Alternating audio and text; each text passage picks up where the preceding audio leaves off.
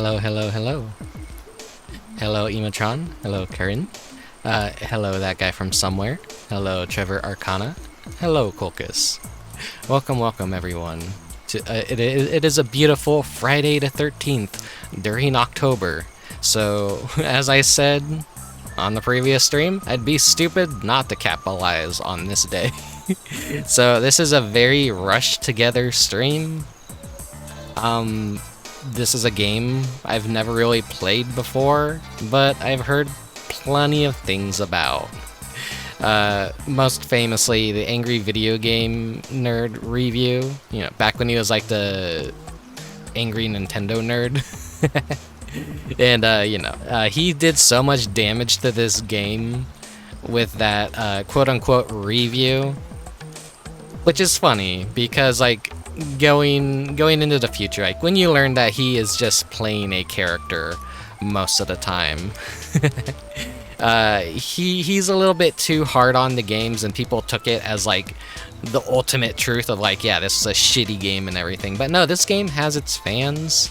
It has its passionate fan base, and there's, like, a logic to this game that people can actually, like, really manipulate and play it well. And speedrun and all that. I have seen speedruns. I do know some tactics, but like I said, me playing it myself, I don't really know jack shit about it. So this is gonna really suck. This is a LGN game, which they were like a toy company that basically just specialized in toys. And when they were making games, what they did was they just outsourced the work to different studios, and so Atlus was actually in charge of making this. So there you go. There's some weird trivia about this game, from fucking Friday the 13th to Shin Megami Tensei and Persona and whatever other series that they have made through the years.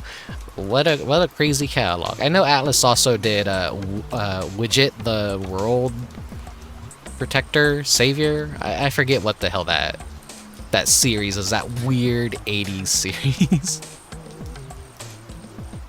Love the mix of action and visual novel. Yeah, the original Persona. Maybe you'll become a Friday the 13th defender. I mean, maybe. I'm already defending it. Just because I'm bad at the game doesn't mean it's a bad game. It could actually be a really good game, and I just suck at it. Like I said, it's got its passionate fans. It is probably seen as flawed and misunderstood, just like Jason himself.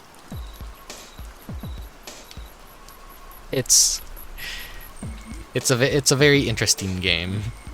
Let's head inside. So what else was I gonna say? Friday the 13th. It's been a comfy day. It's a nice chilly weather outside. I didn't really have any bad luck today. I ate a bunch of Taco Bell for lunch, and then I kind of passed out for a bit. And now here I am, throwing together the stream, and it's probably not going to be a long one. I don't know how long I am honestly going to be able to stomach playing this. I have beaten almost every single game that I've played on stream so far and made a thumbnail for, at least. There's like been some impromptu games, or I'm just sampling them, but this stream is fully dedicated to Friday the 13th for the NES, and it's going to kick my ass brutally. Got back up to the 80s today. That's unfortunate. I wish it would start raining in the meat space. I want the rain to come back. I hate hot weather. Just please give me rain. Give me rain constantly. Flood the world. Flood the world. I don't care. I want rain. Rain is the most relaxing thing to me. I like having rain. Which is, a big part of why my stream is often themed around rain. One of the many reasons. Anyways, you guys probably aren't here to listen to me talk about random dumb bullshit and what I've had for lunch. Let's hop into the game.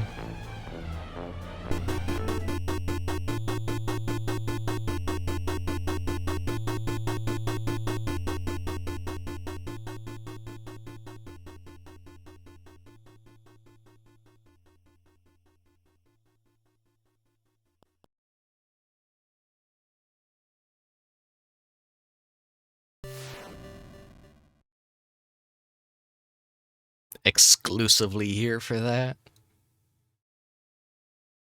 Whoops. One second. I actually fucked up the window already. Deal with being blinded.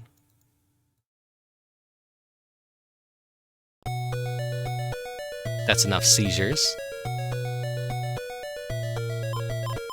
So I know the best characters to play as are... First is Mark, and then Chrissy is second, and then the rest of these other characters all fucking suck. Basically use them as fodder, if you have to. How's the game audio, by the way? If it's too loud, I could turn it down. I didn't really do too much it sounded... I did one test recording, and it sounded fine, but... That depends on how you guys feel about it. I am riddled with self-doubt all the time, so I never know. Am I doing a good job with the audio balancing and whatnot? Am I too quiet? Am I too loud? Okay. Sounds good? Okay, thank you. Let's just go ahead and start. Let's see.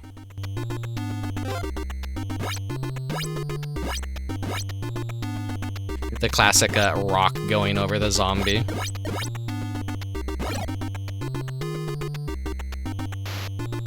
The major critique that the Angry Video Game Nerd had about this game years ago. He's all the way up there. Okay.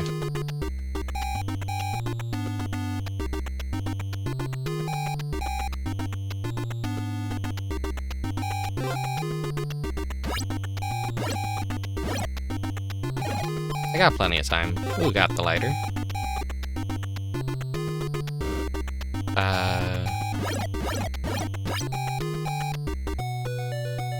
Thank you. Oh shit. I know the punch-out controls kind of, but I'm already taking damage, which is bad. Don't let me lose Mark already. The run's fucked. The run's fucked already. I already lost the best character. Shit. Okay, Chrissy, second best.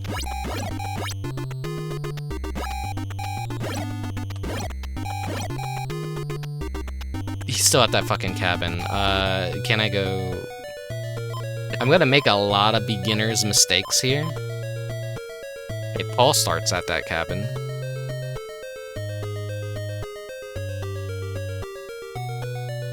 If you're a diehard of this game, this is gonna be very painful to watch. I'm sorry.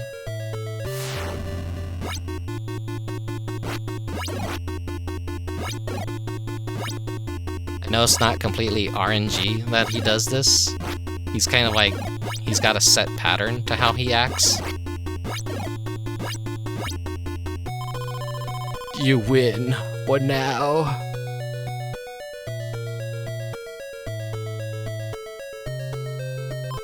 Okay, back to Chrissy.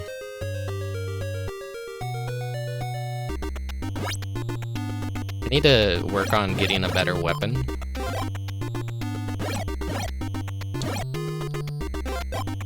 Sure wish I could revive Mark with that, but I can't.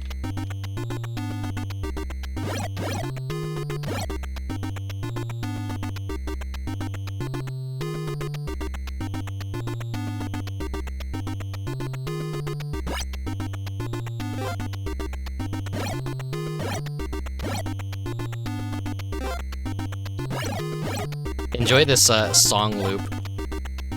This is gonna be the only thing we hear for like 90% of the stream. I was tempted for the pre-show music to just be this on loop, but I'm like, nah. This is a chance to play some other spooky video game music that I think is neat.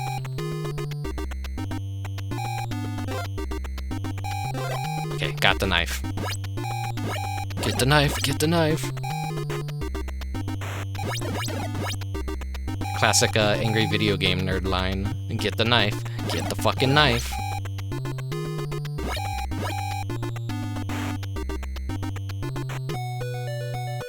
Thank you.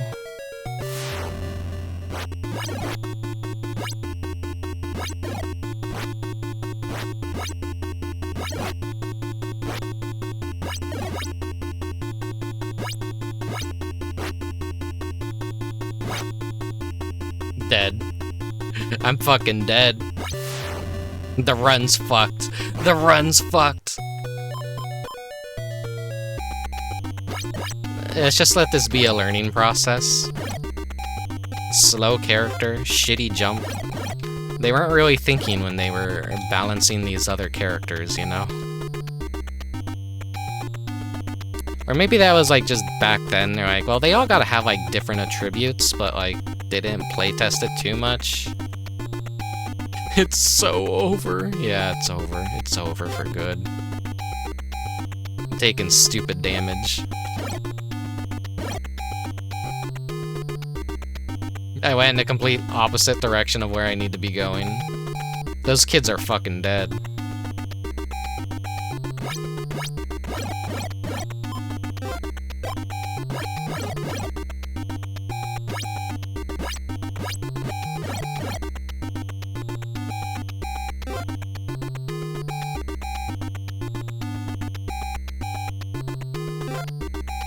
Wonder... I should still have it from last year. Oh. I got here just in time and he already killed the kids, so... Whoopsies!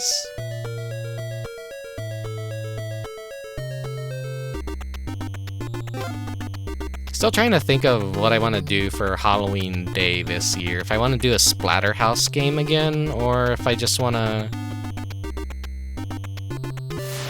well, do a variety thing maybe instead of a single game. Because there's a lot of games I want to play during the Halloween season.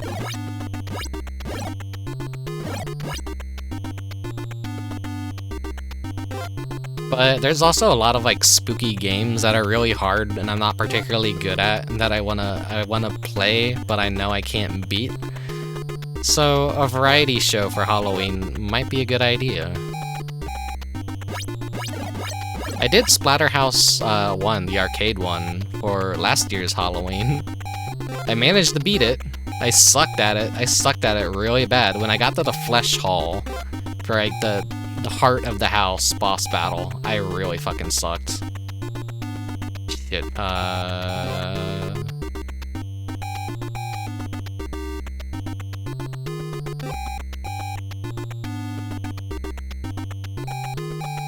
trying to make sense of, like, how this shit works.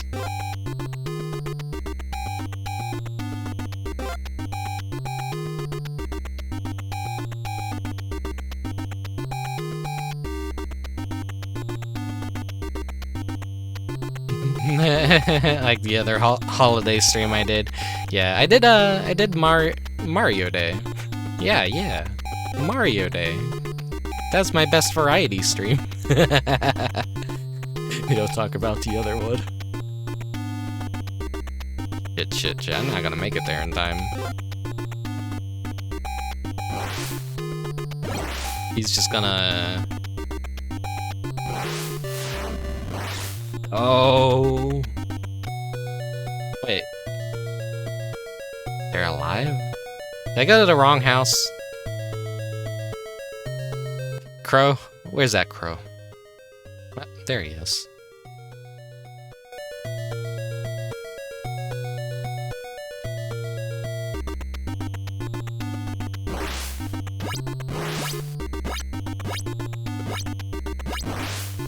I may as well just be Jason.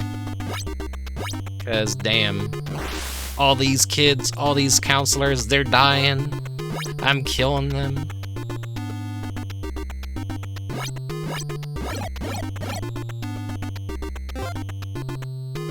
I've seen some breakdowns of like how this game works and people's like speedrun tactics. But like none of that information has ever really like retained or stuck in my brain. I know some of the better weapons to have, the strongest weapons. Just let the kids die, maybe they deserve it. Yeah, I mean, that's always the funny thing about 80s and 90s horror icons is like people love them more than they love like the people that you're supposed to be rooting for. So they just want to see a bunch of people that kind of deserve it and kind of don't deserve it die. The bully characters always get killed in horror movies. They get that comeuppance that we all crave.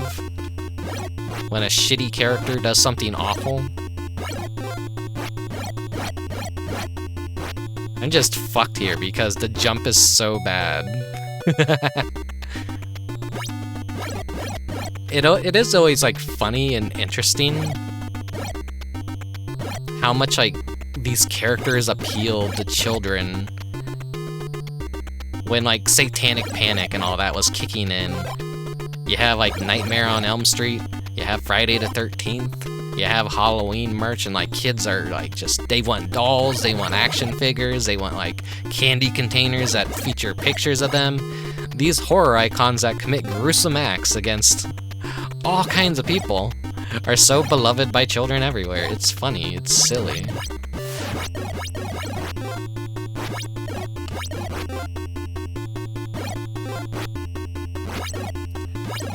I can't fucking jump over him. My inputs too. My inputs aren't registering, no. You and your friends are dead. Game over.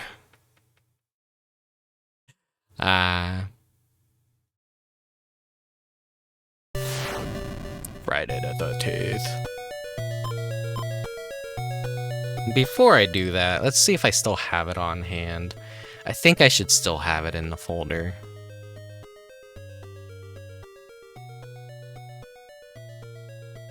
Do I not? Don't tell me I got rid of it.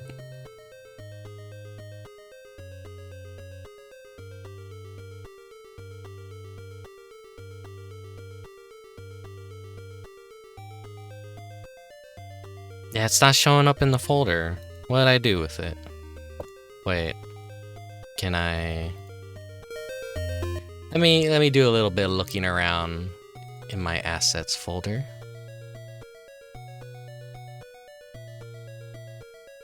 Maybe I misplaced it somewhere. So every time VTube Studio updates, it just adds a bunch of shit that I don't want to use.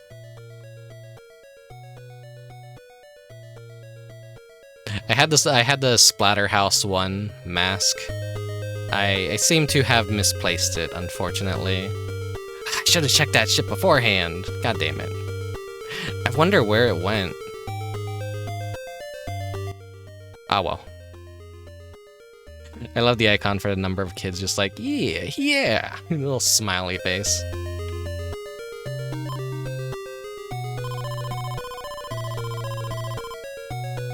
Use the torch to light the fireplaces.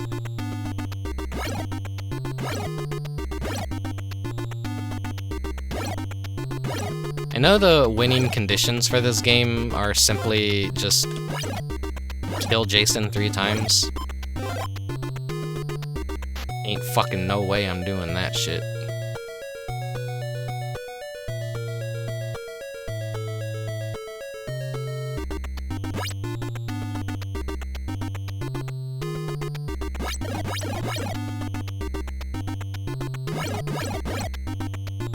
Give me a good weapon, please. Is this how you grind for weapons?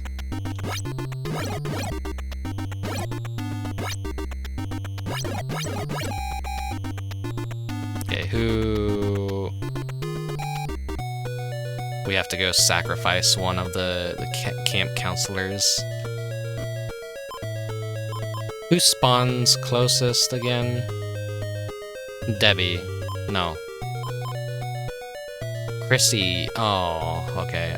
It's not gonna be good to use Chrissy, so let's sacrifice Laura.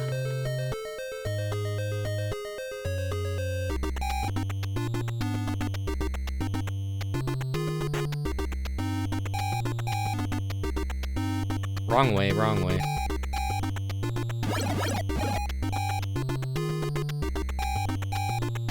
Just go throw rocks at Jason, scare him off. Is this the right way? No. Opposite way.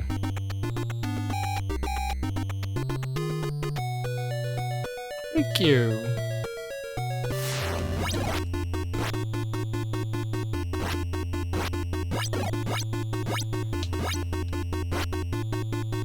It really is just like memorizing some Punch-Out shit.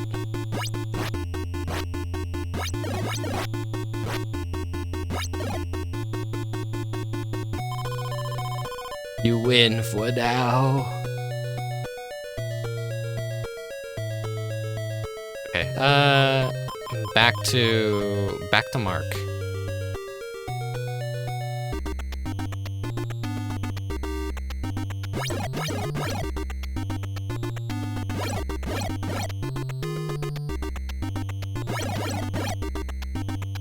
It needs some sort of good weapon here. I probably don't want to be in the forest.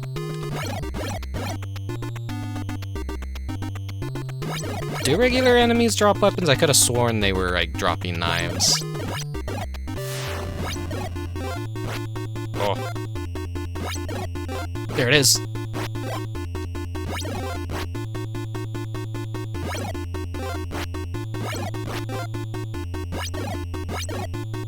Yeah, speaking of decap attack earlier, did you know that game's a complete reskin of a Japanese game? They westernized it by turning it into a horror game.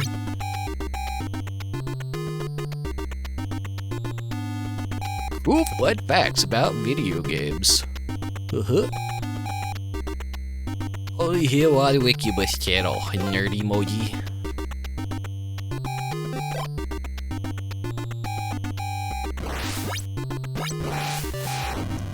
Fucking goddamn it, Jason.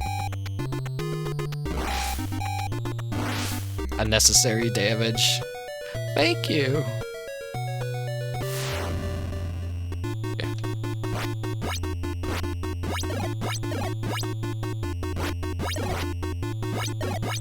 How does anyone fucking do this shit?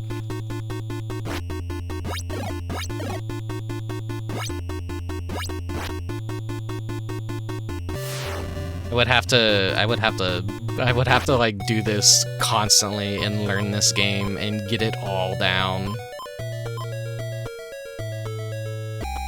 Alright, Debbie. You're the next sacrifice.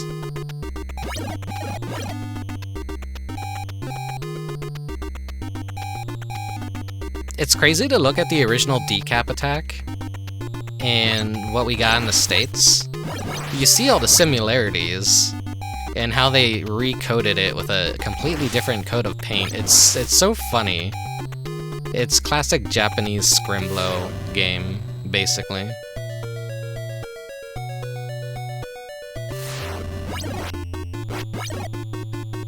I know for a fact you honestly don't want to fight Jason in buildings if you can help it.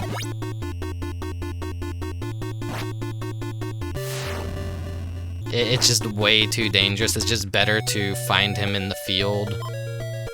He has like 3 set paths he could take, from what I remember.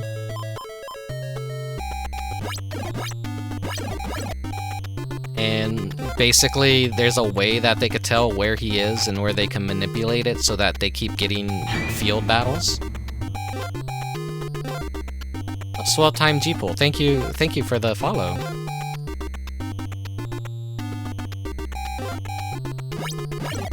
I am playing Friday the 13th and being horrible at it. This is a game I have no experience with, so Jason needs to get a job or something. His job is murdering everyone.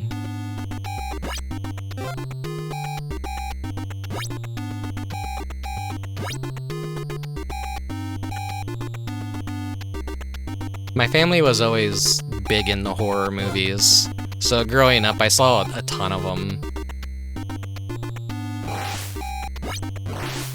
Oh, thank you.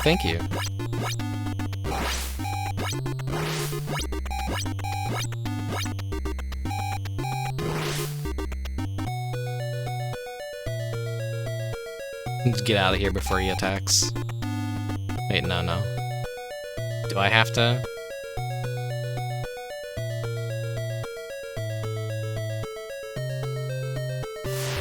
There he is.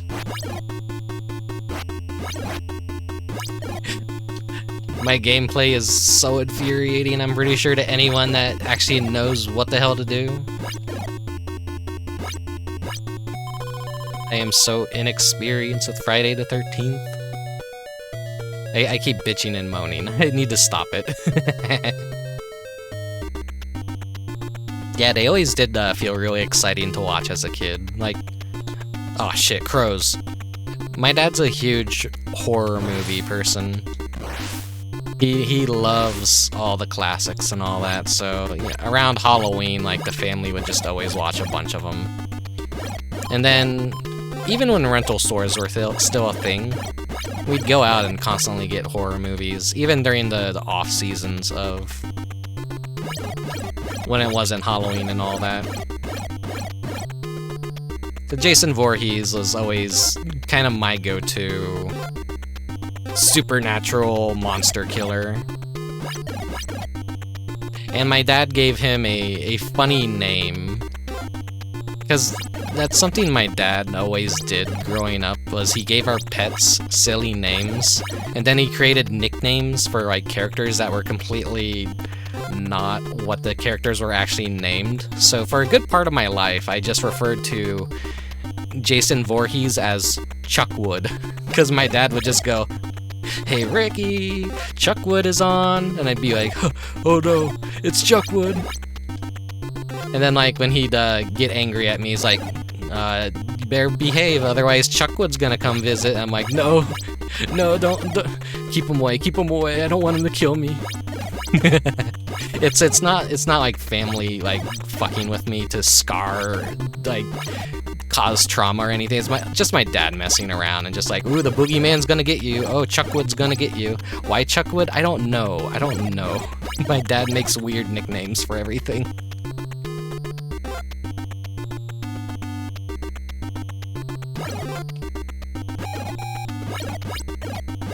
It's a janky-ass game, so do not beat yourself up. Yeah, it's janky. You have to, like... I know there's a massive learning curve to playing this game well.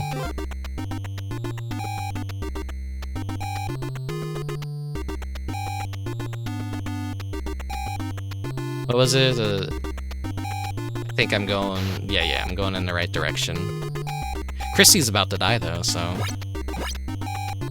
Crow. Bad crow.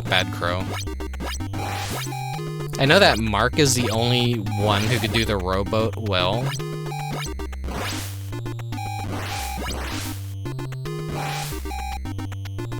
Yeah, we didn't get swooped by Jason at all. Thank you!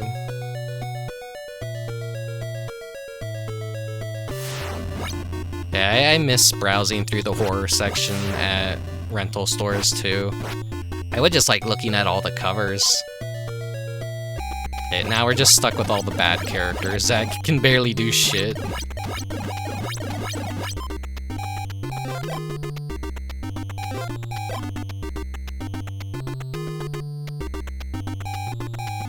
Fuck them children, let them die, I'm not gonna save them.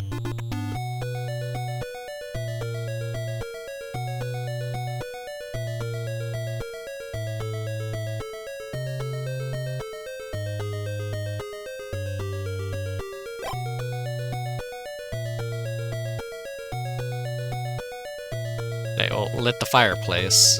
I forget what lighting the fireplaces does, or if it's even necessary at all.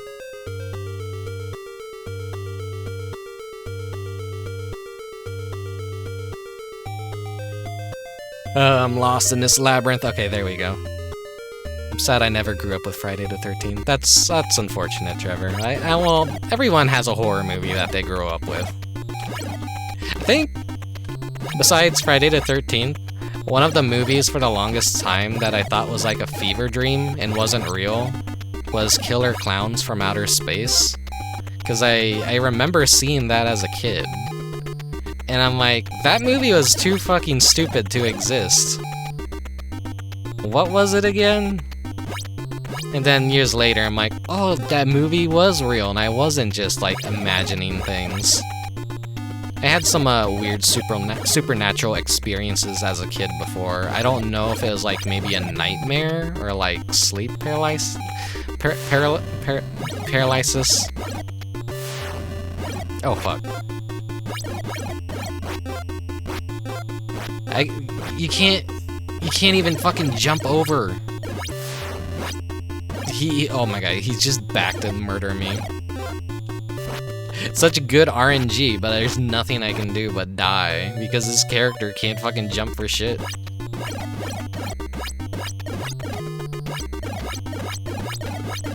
So yeah, my experiences with paranormal stuff, basically, are... I was just laying in bed, and it wasn't my parents messing with me, because they were asleep. I was like very, very young, so I was still like sleeping in the same room and all that as them. And just on the edge of the bed, I saw a hand reach up and just kind of like wave itself in front of my face. It didn't grab me, it was just kind of like hovering there and just kind of like moving around, and then it slowly sunk back down to where I couldn't see it. And I couldn't really do anything. I couldn't say anything. I don't know if it was a dream or if it really happened. I just chalk it up to that's my paranormal experience. I was maybe seeing ghosts as a kid.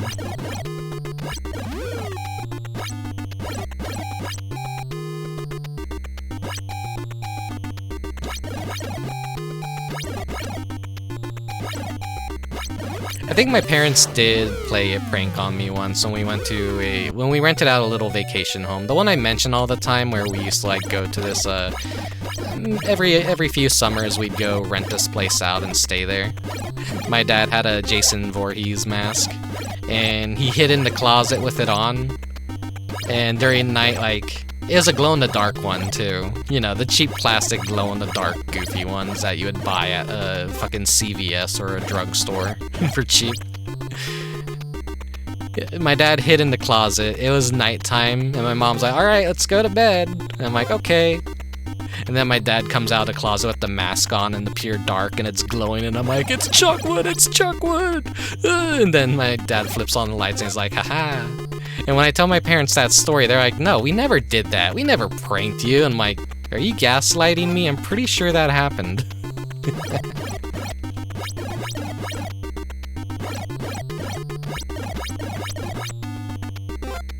I think it's just my parents don't quite remember it. Pretty sure they did do it. It was really Chuckwood.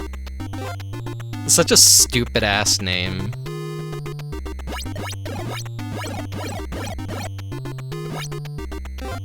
Nah, I've told this story plenty of times on the stream before, but also like when we were decorating for Halloween one year. My dad and I made like a bunch of fake tombstones made out of wood. And we nailed the Jason Voorhees mask onto one of them. And, you know, when we're writing, like, rest in peace, we didn't put Jason Voorhees, we put rest in peace Chuckwood, I'm pretty sure.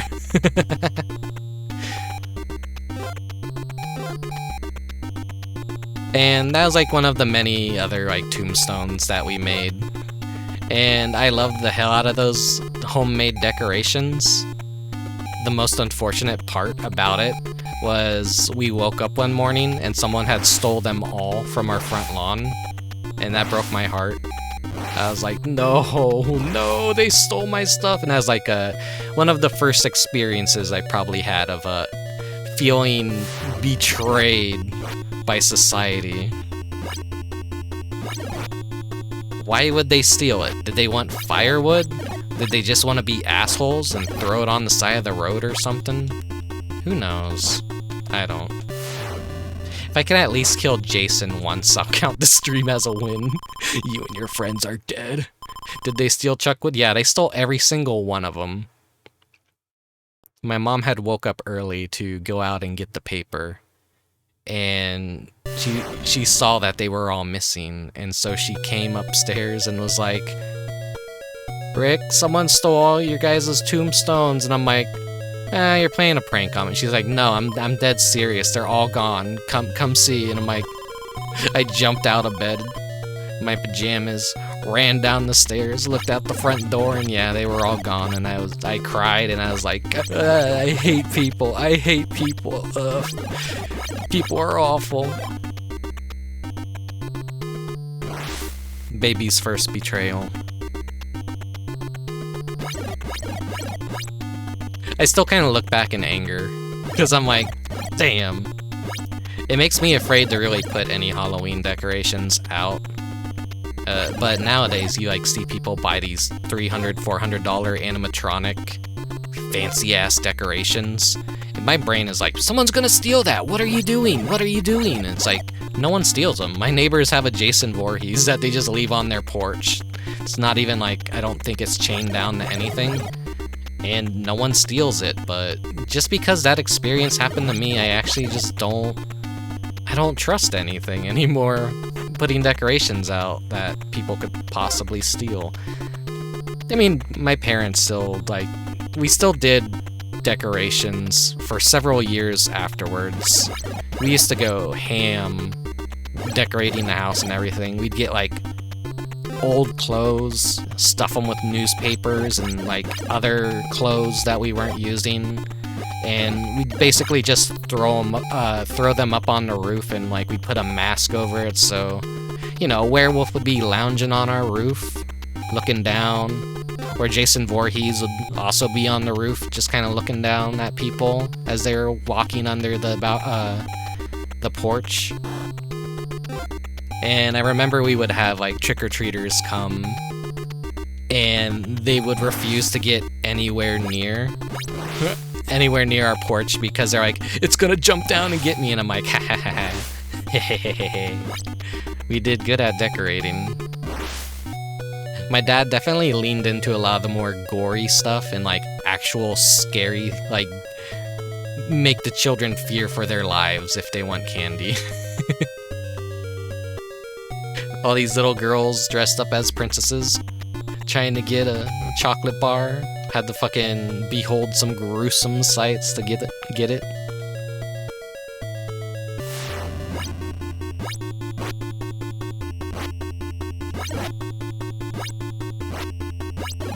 No kids opened up one of my Lego boulders on display and stole the pieces out of it. That's unfortunate.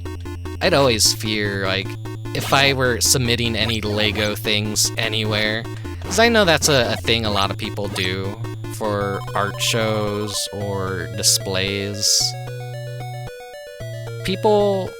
Lego's like, it always has its categories, but then Legos are expensive, so people will steal pieces, or dumb kids will just mess with it. I think, what was it, Zootopia? Some guy spent like hundreds of hours making a giant sculpture of one of the characters for the premiere of the movie at a theater, and it was barred off and everything, but somehow kids managed to still get to it, and they toppled it over, and so you see like the fully built impressive statue of the character, and then in the second picture it's just completely shattered. Here, let me see if I can find that.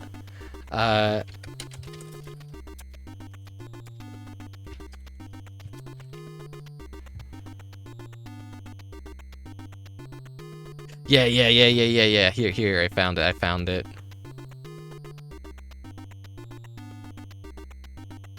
It's taking a while to save. Save the image, come on. Google, why you do this to me?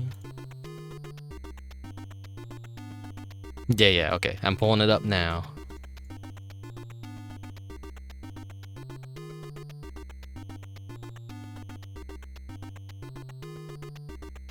So, yeah, when you're gonna be putting Lego anything in public areas, be very careful about who is around, because shit like this is gonna happen.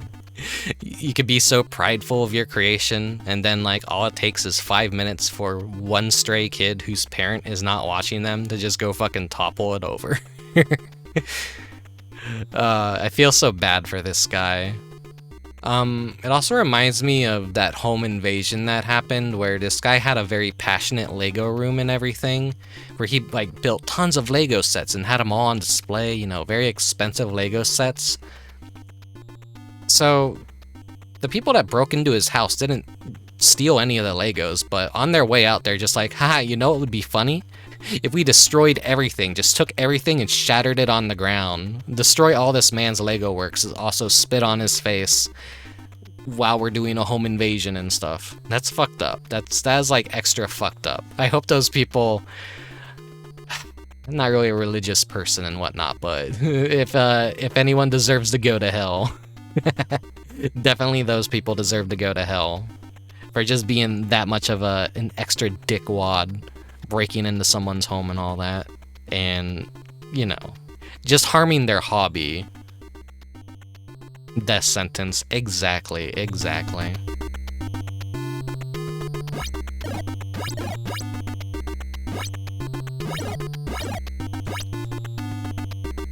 The chair.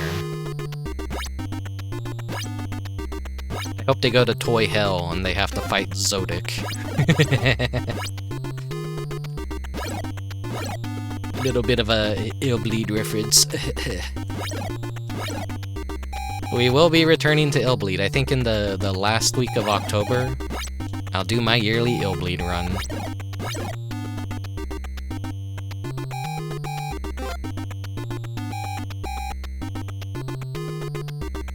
What I'm gonna do next week, I'll try and see it. I have so many ideas and things I want to do for October, but I feel like there's like so little time. Some of these might last a little too long to get everything done. I know I wanted to do Silent Hill 2 this year, maybe do a hard mode run, but I'm kind of like, I don't know, I'm not really feeling up for Silent Hill.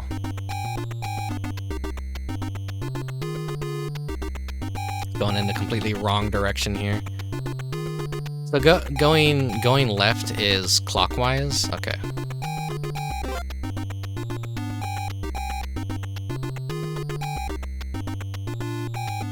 Next house.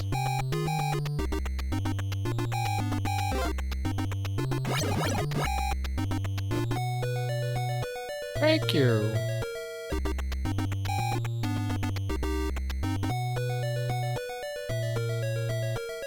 Alright. Where are you?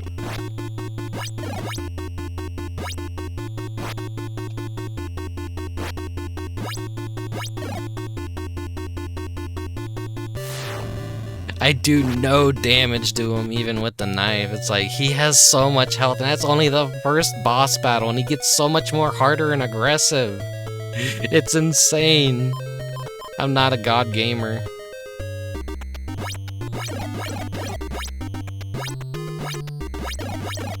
That would be a funny punishment, though, is they go to hell, they get turned into Lego models and then shattered. That's like one of the scariest ways to die is being completely frozen in ice and then pushed over and then just watching someone shatter. That's like one of the most extra fucked up ways to watch someone die. The power of Chuckwood. Now everyone's just gonna be calling him Chuckwood from now on. See anyone playing this game go, oh, it's Chuckwood. It's Chuckwood. Meme it into existence. Chuckwood's legacy lives on.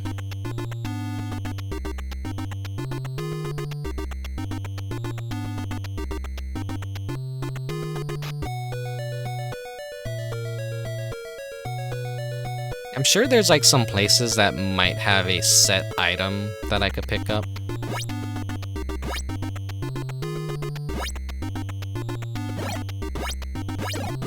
Rickubus' famous Chuckwood stream. God, I hope not. They took his gravestone, but they'll never take our memories.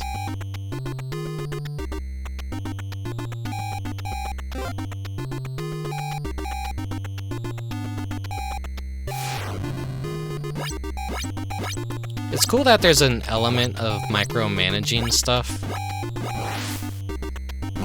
Stop. God. Twice. He just zip zooms by.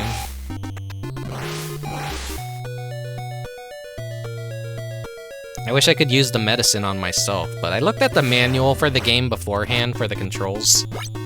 You can only cure another... You have to leave one of the counselors in a house and return to it with a different character that has the medicine, and then use it to cure them.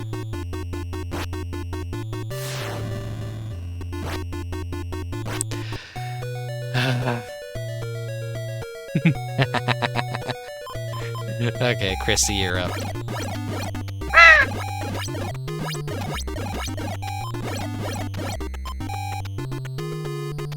The zombies become more aggressive at night.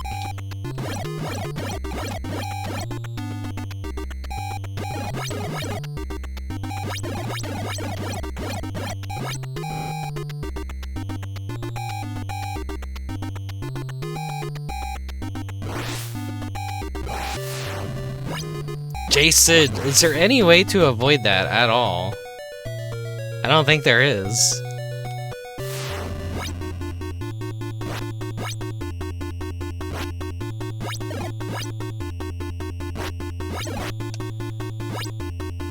One,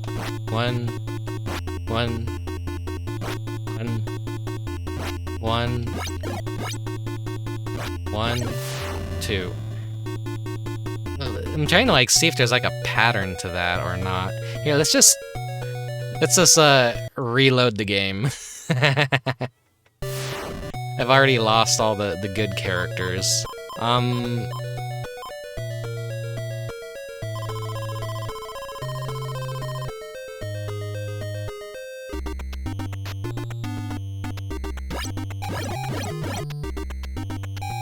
Let me just... One of those kids is gonna die. I wanna go explore the caves.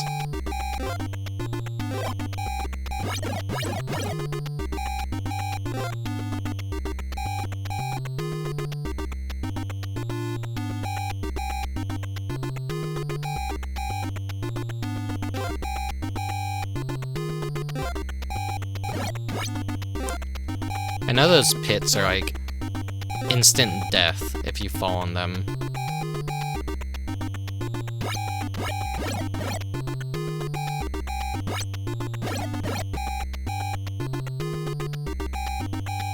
Hello, Honey Biscuit. Welcome to the stream. Ugh. Ah, fuck. Wolf.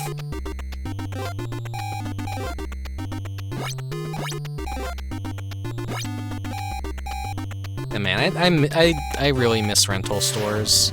Got a lot of like really cool rental stores in my area.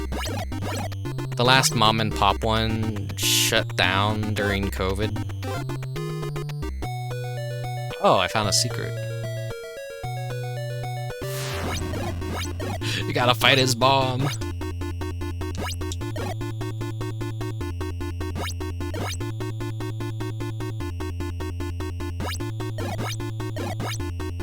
God, speedrunners make it look so easy.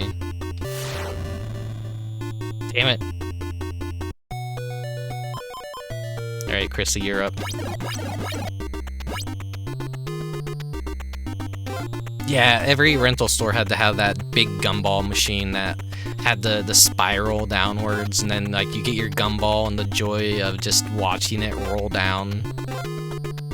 And then like you usually never got scammed by those things because there was like no way for the gumballs to really get stuck.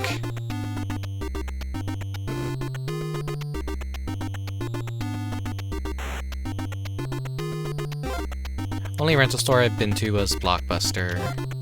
I had smaller chains around me. I had Hollywood Video. My family actually wasn't a Blockbuster family. It just wasn't really near us, so we never felt a desire to go to Blockbuster. But I did get to go to Blockbuster a few times because we had relatives that would give me Blockbuster gift cards. So, well, we gotta go to Blockbuster to rent a game or whatever, so... Probably the first time I ever actually went to a Blockbuster was during Pokemania, because of the Pokemon Snap crossover promotion they had, where you go and you print out your photo stickers. And I still have the cards. I had the Pikachu and the Jigglypuff. No. The Pikachu and the Charmander. Was it my brother that got the Jigglypuff? I can't remember. I had 2 of the cards. I wish I had the full set of them. I still have them, too. I never tossed those out. Okay. You can't get in without a key. Ah, I need a key! God damn it.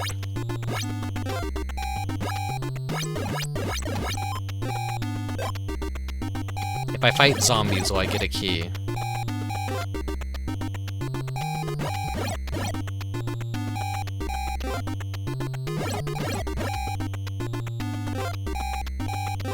Those kids are gonna die!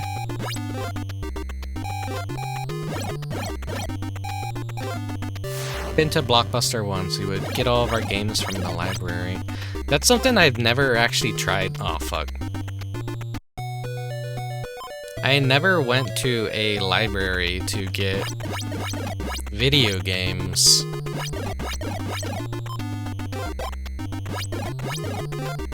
Because I just never thought a library would carry video games in the first place.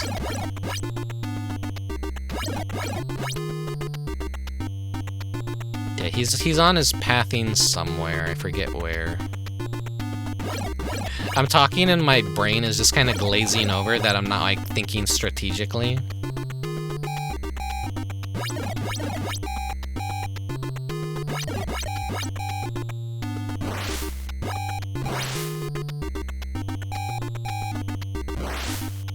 I kind of wish there were more Friday the 13th video games for me to play. Because I could have very well turned this into a variety show of all kinds of different Friday the 13th video games. Give you guys a little bit more to watch that wasn't just me being horrible at this.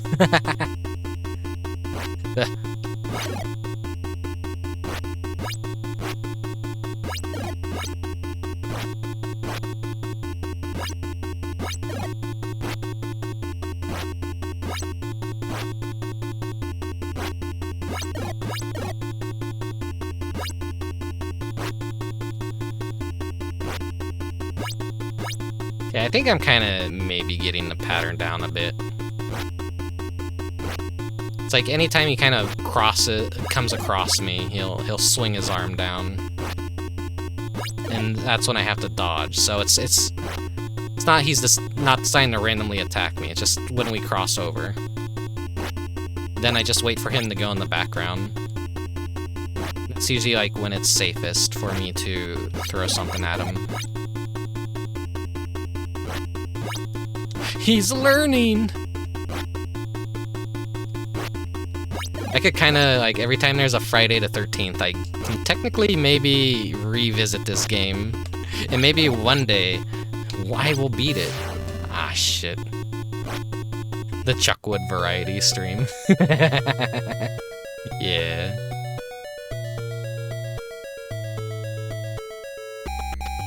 Let's see, though. The one close to my childhood home had a massive candy section, so we would always went there to get our weekend candies and a movie. There's so many good memories that people have with rental stores. I really wish they didn't die out. Netflix is just so... It's convenient, but it's boring. It's like, oh, we have McDonald's at home, kind of boring, where it's like, oh, can we go get this? Can we go get that? But no, we have that at home. We don't need to. You don't need it. Gosh, shit.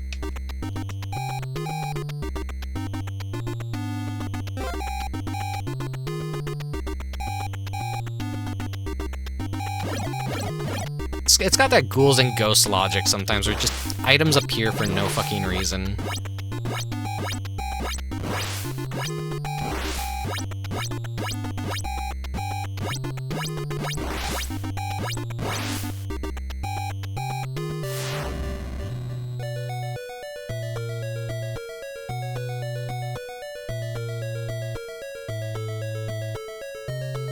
Is he just blocking a door? Where is he? I guess he left. No, wait, he killed one of the kids and then he left, okay. It's crazy. You have like 3 days to do everything. But you only have like 5 kids, and if they all die, or if all 6 of your counselors die, then it's basically game over, so... You gotta make every moment count in this game. You gotta find ways to manipulate it to your benefit.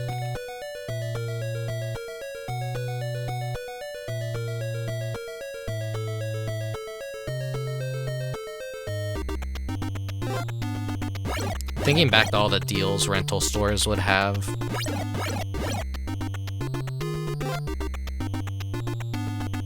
Like, what was it? I saw an ad recently. Let me see if I could go find it again.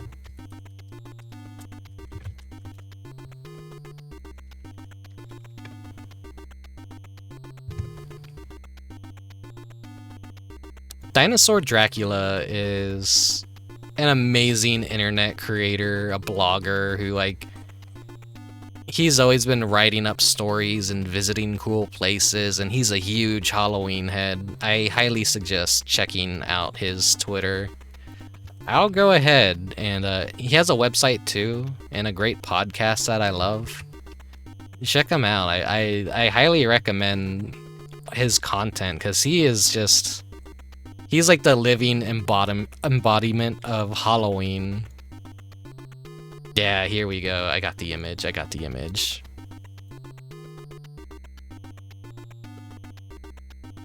Let me load it up for you guys.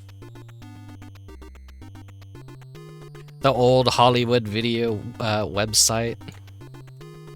Look at this. Scary specials, a deal to scream about, just $9.99. It's everything you need for a scary movie evening. 2 new release rentals, 2 bags of microwave popcorn, 1 soda, and 1 candy for $10. Nowadays, I feel like if you wanted to rent a single movie, the movie by itself would be $10. And then you'd get nothing else. Choose any $1.50 candy item. Excludes Lipton iced teas and Frappuccino, unfortunately. If you want the tea or the Frappuccino, you gotta pay extra. But man, this is back when, like, websites had soul. This is fucking shitty-ass website design. I love it. If only we could go back in time.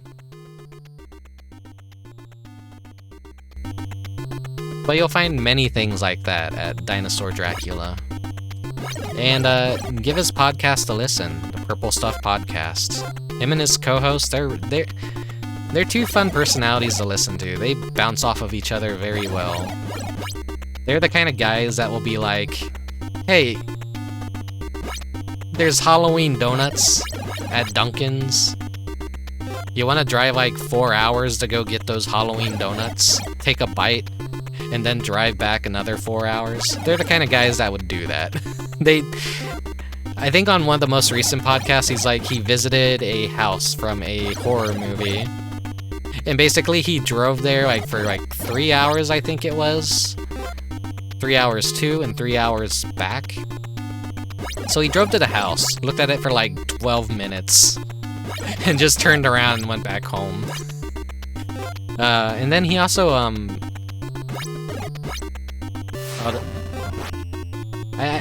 when the zombies run away, I know that's when Jason shows up in a wild battle.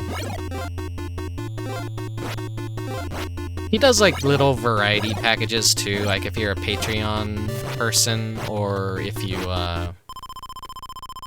want to subscribe to it, I guess.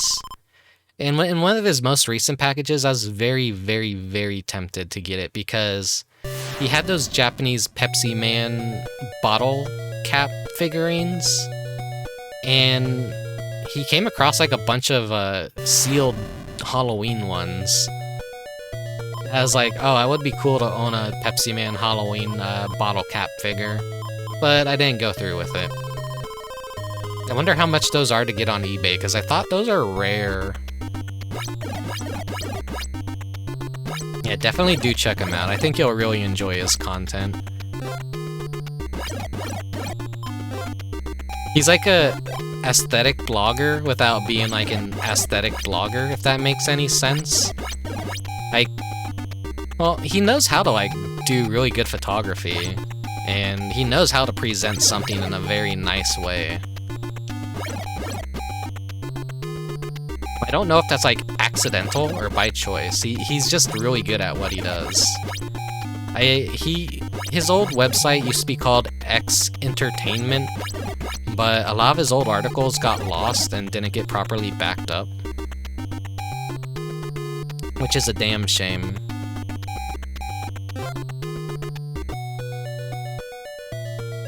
They were always, like, really comfy reads of him going to, like, hotels and looking at their scummy little arcades.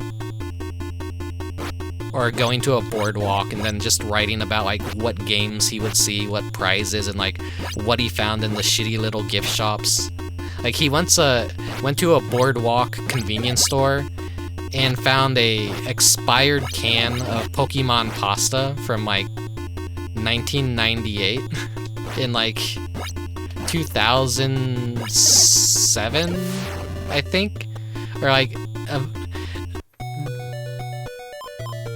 then he opened it up. He's the kind of person that will open something up when it's way past its expiration date, just to see how it looks. You'll get to see some really moldy-ass foods, and cereals that have been eaten by bugs and larvae. You have one of the Pepsi Man Halloween caps? Ooh, which one? Which one? I have the Pepsi Man commercial for those ones, actually. I feel like it's never worth it to go into the woods.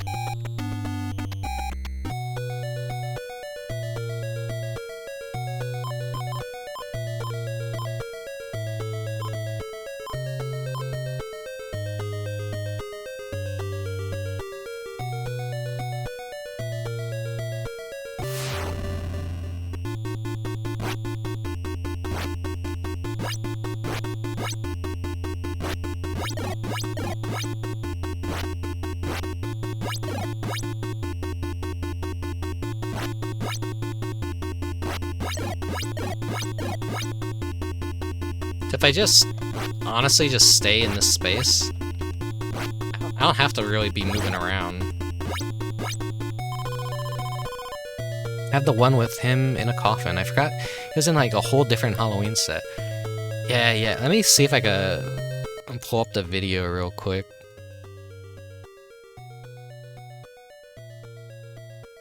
Pepsi...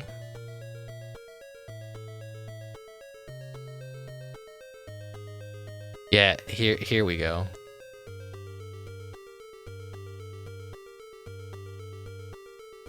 Pepsi presents Monster Bubblegum, Skeleton, Frankenstein, Creature, Coffin, the Wolfman. The coffin is honestly one of the coolest ones that I could see from the commercial.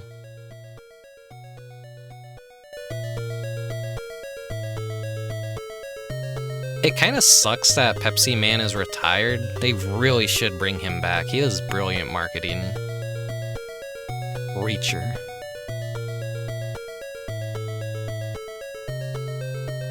I wonder how much they are on eBay. If he managed to, like, come across some for cheap. Shit. Debbie, you can't jump for shit.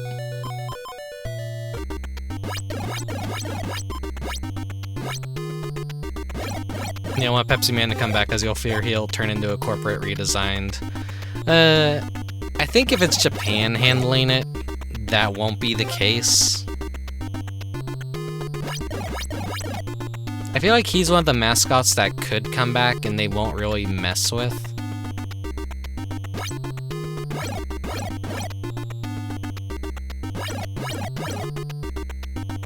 I mean, like, I'm playing this game, of course. Jason is just always, you know, Jason. Freddy is always Freddy. They kind of stay the same, unless it's like a super shitty dark reboot or whatever. You don't mess with perfection, and I feel like Pepsi Man is perfection. He already had his redesign too. Yeah, there's the Pepsi Man Classic and the Pepsi Man Modern, And you get both of the skins in the game. If you beat the game, you unlock the Pepsi Man Classic skin.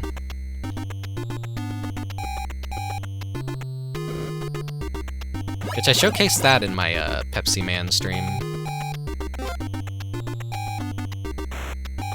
That's like a cool little unlock. I do not know how to fucking navigate these forests. Okay. I somehow made it out. Am I going the right way? I think I am.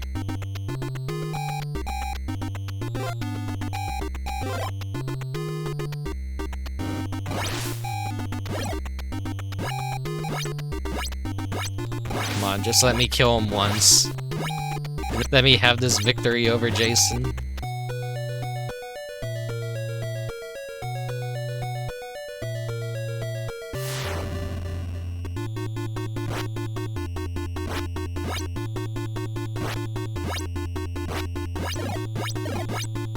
The knife does no damage.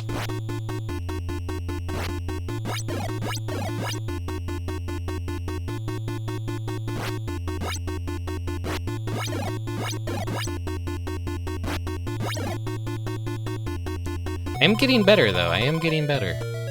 That's for certain.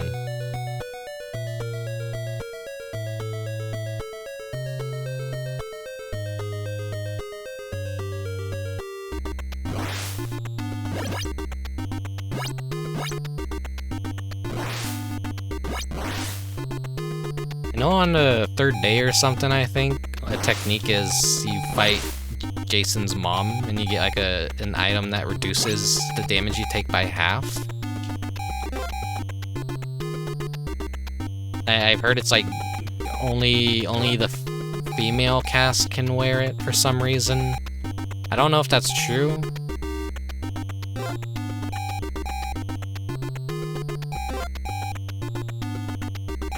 There's multiple ways to play this, where if you budget your time well enough, you could just get one of the best weapons right away and chase down Jason and manipulate his pathing to just constantly fight him and have one of the best weapons like right away.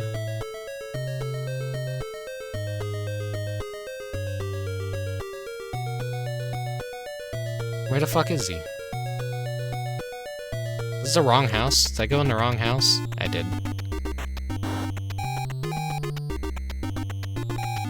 Opposite direction? No. Feels like some go clockwise and then some go counterclockwise, and then it like completely flips that around. I walked right past the house like an idiot. Wait. That barely healed him. Come the fuck on. That's not a... That should have been a full heal. Okay, he's got the machete. He's angry.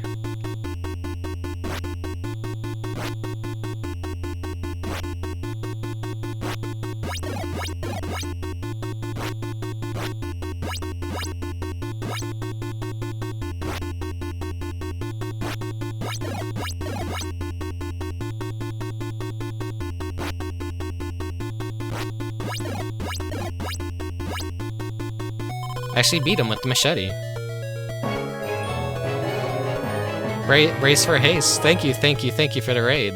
Welcome everyone, welcome. I am suffering at Friday the 13th. On Friday the 13th. During the month of October. Ooh, fucking... this game. Here, let me give you a shout out.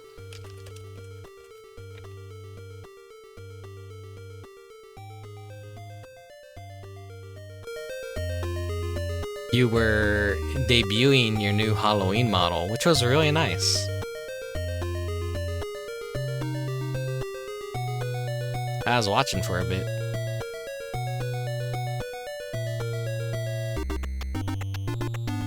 Now, where does he go?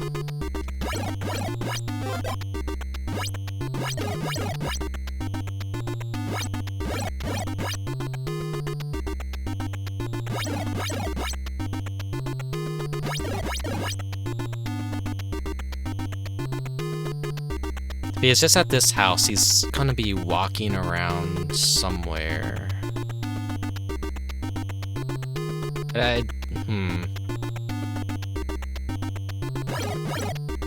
If I see one of the zombies run away, that means he's like nearby. There's a lot of like, shit, taking unnecessary damage.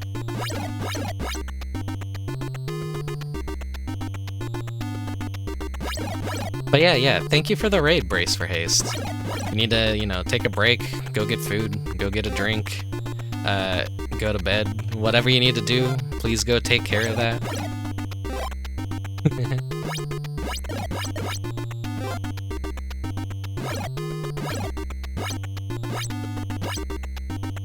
World of Horror is one of those games I always see everyone play, but I've never played it myself.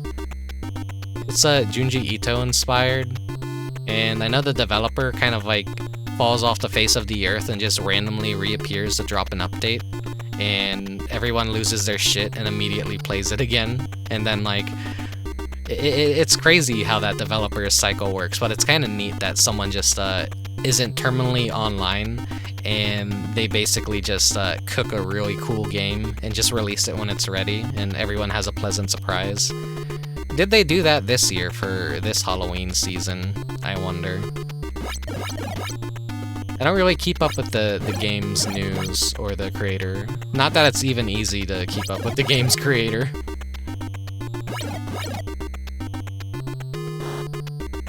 God, this game is so jank. I'm usually a bad game defender here. I would have said hi earlier, but I napped. Hey, Nano Dad. Welcome to the stream, even though you've been lurking. You probably missed a lot of good stories. All you need to know is Chuckwood. Those are today's keywords. Chuckwood. Remember Chuckwood. He's back at the fucking river cabin again. Ah, fuck, I'm lost in the forest.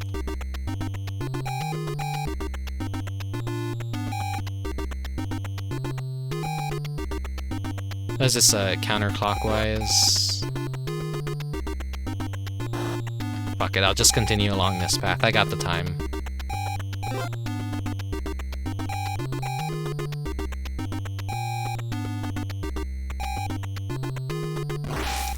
Frowning so hard right now. Why are you frowning?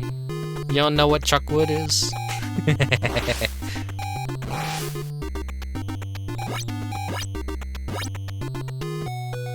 I really want to play Mr. Bones this year. I don't know if we'll get around to Mr. Bones. I know there's like some really good Saturn emulation stuff in the works, so it might be worth it just to kind of hold off until next year. I'm already kind of really happy with a lot of what I got to play this year for Halloween, and I still got more for you guys. Despite me busting my ass to kind of get everything ready on time, I feel like I still didn't have enough ready to go as ham as I wanted to go. But I guess maybe that's okay. Hello, Mechanica. Thank you. I will take care of myself. Who is Dinosaur Dracula? A really good internet blogger about 70s, 80s, 90s culture. A lot of retro toys, a lot of retro foods, franchises, movies, anything. If it's old and crusty and boomers like it, and it's a cultural icon, it's like the biggest love note to capitalism, and the best of capitalism, I guess. I'm not gonna be one of those people that, I hate capitalism. It's the good side of capitalism, where it's like you get all these like cool, memorable parts of American culture and pop icons and stuff, and music and Halloween and how things used to be. And that's what I really love about Dinosaur Dracula, is he just highlights all this stuff that people forgot, and he cares about a lot of like interesting shit that normal people wouldn't give a shit about. But weirdos like me, I love it. Every time he releases a new podcast, I'm always listening to that.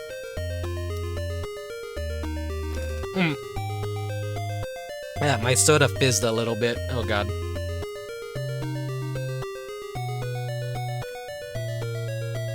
Ah.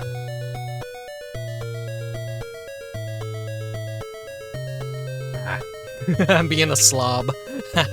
Welcome, welcome. If this is your first impression of me, I am very, very sorry. Usually I play a lot of very good retro games, and I actually know a lot about the games that I play. But today, I am playing a game that I barely know jack shit about, and I am not good at for now. So, this is gonna be the kind of game that I unfortunately don't beat on stream for once. Usually I'm very good at games, and I could just beat almost anything that I choose to play on stream. This is not one of those situations. Have they been sharing some Halloween-related finds? Yeah, Dinosaur Dracula is huge into Halloween, so you'll see tons and tons of Halloween stuff right now, because he goes ham every month of October. He does a thing where he creates a Halloween mood table, where it's like, you just find a corner of your home, or your room, or your workspace. You set up a little table, and you just decorate it with Halloween stuff, you know. Maybe put a bowl there, dump some candy in it. And you know, when you want to feel seasonal, and if it's not feeling too Halloween-y or festive, you just look at that little corner, and you go, oh, I have a bowl of candy. You take a piece of candy, and you admire the little Halloween decorations you set up.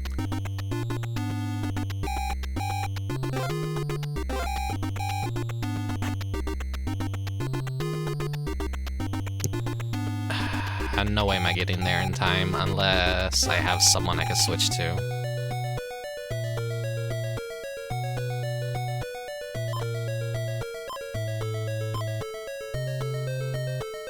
Hey, Laura starts there.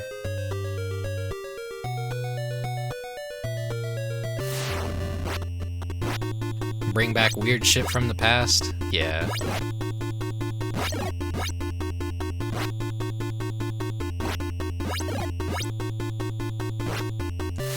Ah! He went for the double swipe.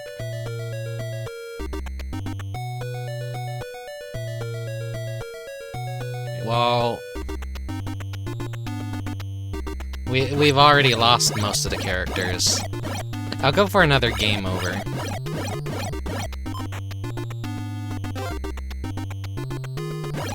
I don't know how much longer I'll be able to stomach playing this. People are gonna be like, oh wow, he played this game for 2 hours. He must know a whole lot about it. He must be really good at this game. No, we've made zero progress. I have yet to beat Jason on a single goddamn night. I really should try and find a key and go try and actually take down his mother in the caves. At least maybe have a shot at getting a good weapon to maybe beat him for one of the single times that you need to.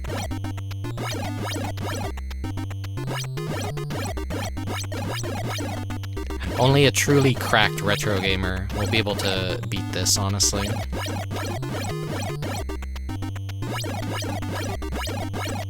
Yeah, I wonder how many people had the... Oh, shit.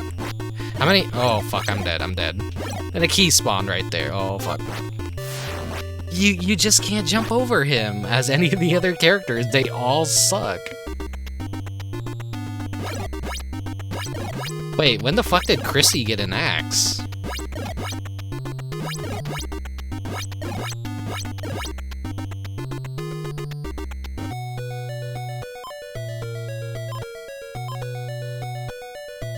You know, if I could heal Chrissy up, we might have a chance. We're not gonna have a chance. We're not gonna have a snowball's chance in hell.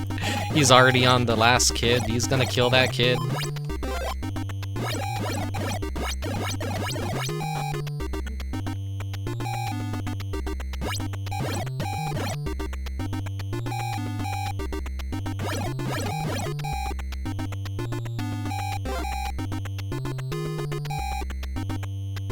Oh yeah, in case anyone was around for the Gregory Horror Show streams, I finally posted on Twitter my little paper craft, so you can make your own little Rickubus in the Gregory Horror Show style. The version that I posted on Twitter is probably lower quality because Twitter compression and all that. But I have it also posted in the Discord and everything if you wanna get a higher quality of the sheet or whatever. And you can waste an hour putting that little stupid thing together, depending on how much of a good job you want to do. And then once it's built, you know, you could just pour a bunch of boiling milk on it. You could press its head in, give him a big old dent, right where his brain will be, or where his brain should be. Or if you want, pose them next to your sexy anime figurines on your shelf. Leave him directly in the sun so that he gets sun faded.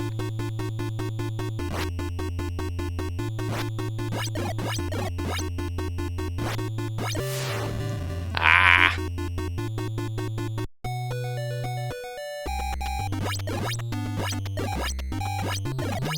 If you're not part of Discord or whatever, I can actually just link the image to anyone that wants it. Like, if we share a server or whatever, just DM me or whatever. I know Discord's gonna discontinue their file hosting links pretty soon, so that's gonna suck. Because now it becomes harder to share images through Discord because the links will expire after. Fuck off, Jason. What are you doing? What the? He just zooms by. Come the fuck on. 3 times in a row? What kind of fucking luck was that? Why are they doing that? It's because, you know, everyone's cheapening out with their file hosting stuff now.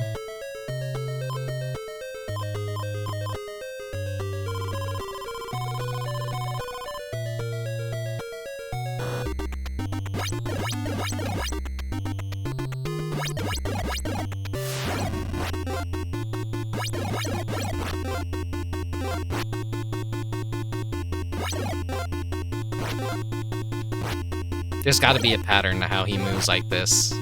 I don't want to lose Mark immediately. Okay, he ran away, I'm already fucking nearly dead, though. We need Mark, he's the best character in the game. He rows the boat faster, too, compared to everyone else. How the fuck did he get all the way up there already? He just attacked me down here. He works in magical ways. Right, Chrissy, you go fight him. Actually... Whoa! Jason Voorhees jump scare.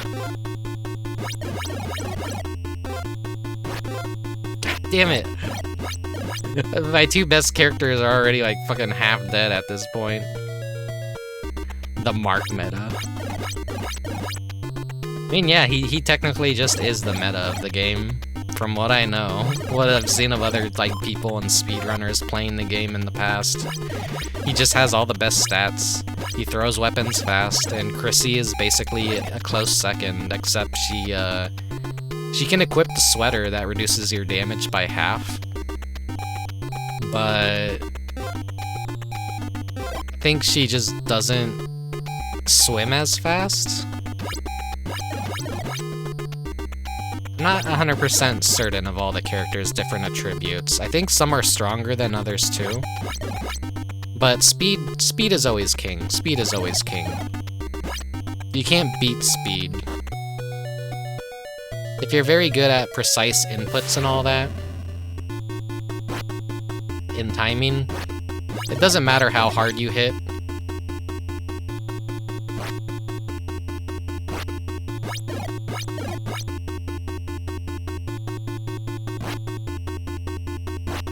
No, ow.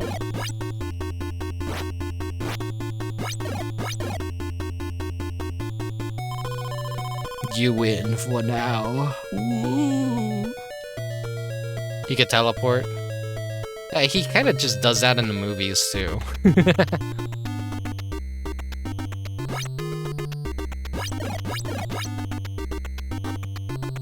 He's just a very supernatural killer.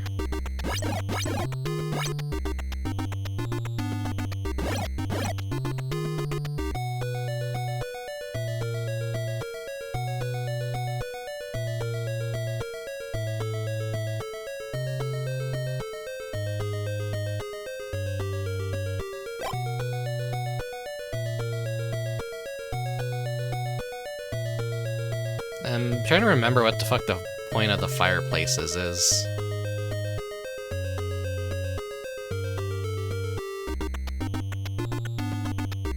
None of the big houses have a fireplace in them. You have to light all the fireplaces as one character. So I think if you go back to a lit fireplace as anyone else, it's not lit for some reason.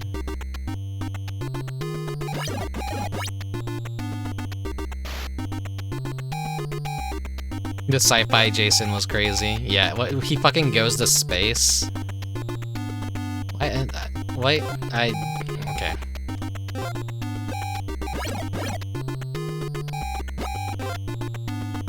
I almost took damage right there. That's like one of the big things of jumping the shark was, everyone was just going to space.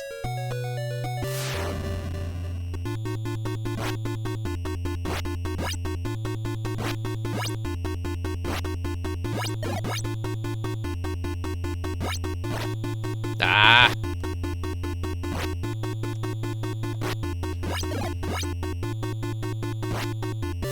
I mean, at that point, a lot of those movies were comedy.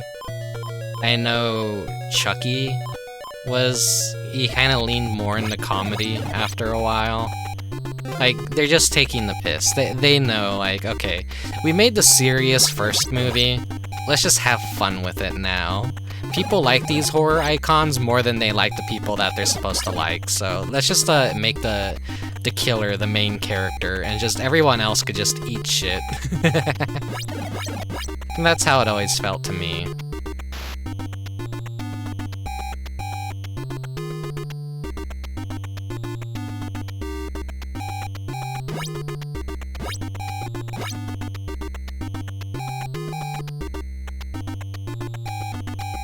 They find his dead body and take it on board their ship. Then the nanomachines give him a metal body. What could go wrong?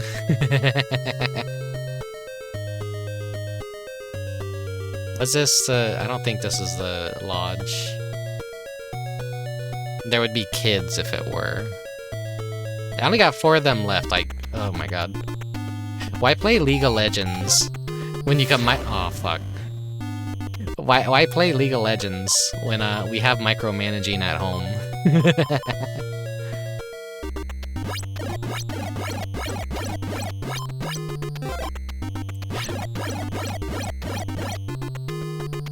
This is the real micromanaging, looking at your map kind of shit.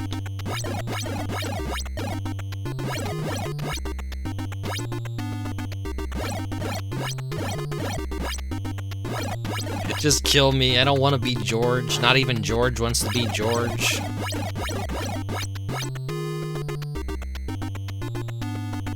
He's got such a goofy face sprite.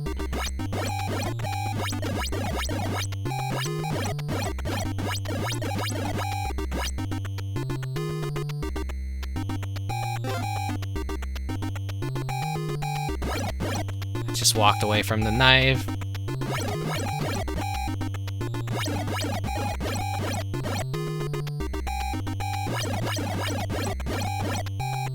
At least George throws weapons pretty fast.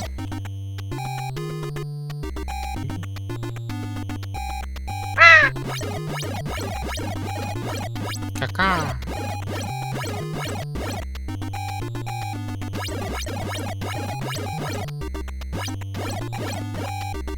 Are we gonna be able to make it in time? No. Maybe. Maybe. Bird!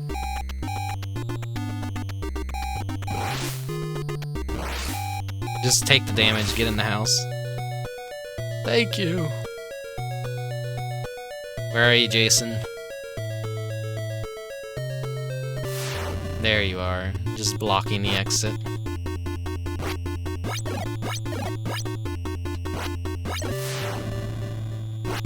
Good job, George. You ate shit. You ate shit. This was your time to shine and you ate shit. Okay, Paul, you're up next.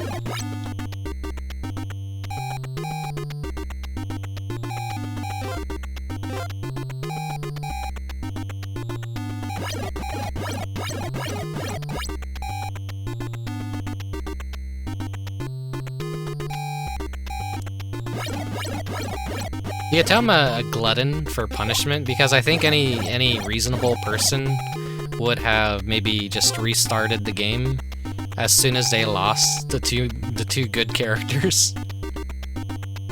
And I'm just continuing on with the bad ones to just kind of learn as much as I possibly can with the game and get some practice in on just fighting Jason. Like I said, I'll probably make a habit out of maybe just playing this game every Friday the 13th that happens. No promises though, no promises though. I will walk away from this feeling defeated, but if someone was gonna kill me and kick my ass and break my combo of being a good gamer, I guess it's best to beat Jason Voorhees instead.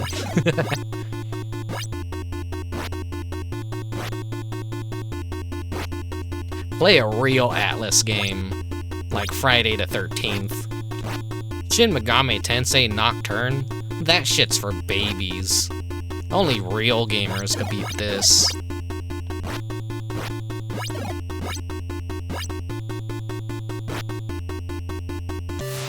Ah.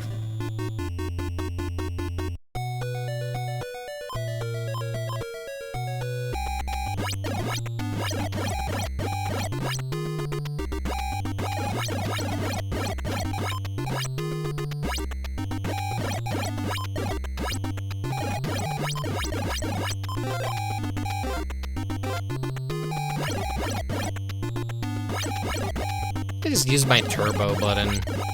I throw rocks faster. Why am I not using my turbo button more? This is the real "this game hates you" game. Yeah.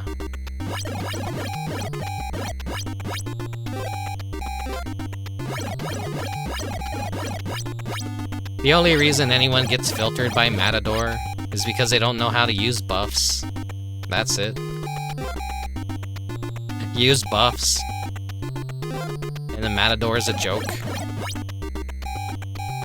He's just an introduction to Shin Megami Tensei games where, you know, buffs and debuffs actually matter. That kid's dead.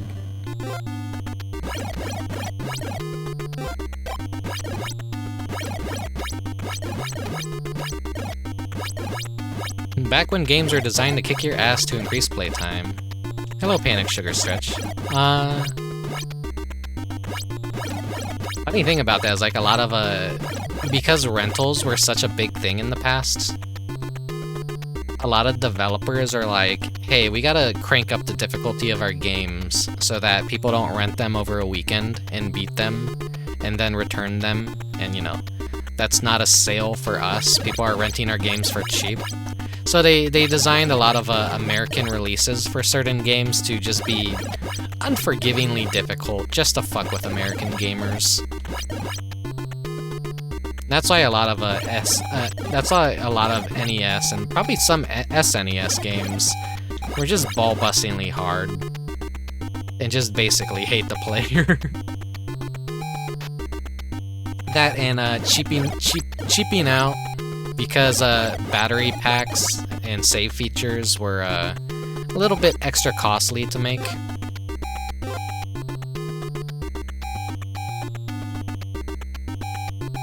That's the unfortunate thing about gaming, is the companies are always looking to make a profit.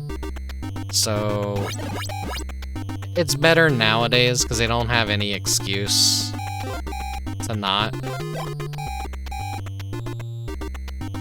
have, like, all these quality of life changes. But back then, if they could skimp on it, they would. We do kind of see that with Switch cartridges nowadays, like where you buy the American releases of, like, these Mega Man. I don't know if it's the Castlevania one too, but where it's supposed to be 2 games on 1 card, but then they just give you a digital code for the second game. And it's like, damn. Why the fuck did I buy a physical game of this if you're not even gonna give me a physical copy of all the games that you advertise on the front? Dynamite Heady, Battletoads, yeah. Because whenever I play Dynamite Heady, I always play the Japanese patched version. But also because they keep the story intact, and translate it even. And the game is just naturally easier and more forgiving. It's like Dynamite Heady is my special debut game, where I just, you know, I call it a debut, but was it honestly a debut? I just kind of like showed up, awkwardly shuffled around, and fumbled my words. And it's like, hey guys, I'm a VTuber. I'm gonna play Dynamite Heady. I didn't ever do a normal VTuber debut, where I'd be as corpo as possible and tell you about my interest. I feel like as a VTuber, I was just gonna let the kind of games that I play, the kind of art I make, the presentation I do kind of speak for itself. And if people vibe with that, I feel like that's all I really need to do. You don't need to know my favorite animes, you don't need to know my favorite music, you'll just naturally discover those as I just make content and do streams. My passions basically be presented. I don't know. You're sad you missed the awkward Rick era? Well, good news for you is if you want to see it, it's all on YouTube. I back up all my VODs if I can. Unless they're just like, oh, dumb hangout, impromptu stream. When I beat Dynamite, when I was doing my first year anniversary stream, and I was watching a little bit of my original Dynamite Heady VOD, I beat the game, and then like family brought home some food, so I'm like, oh, be right back, and I just like, I sit there eating rice on microphone like an idiot.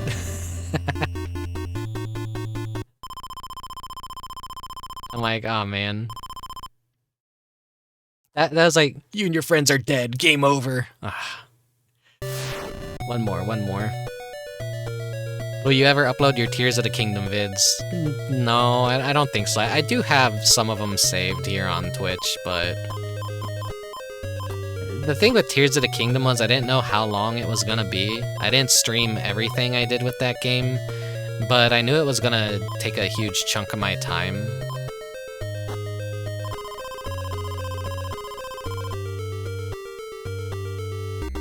He's slurping on stream, get him!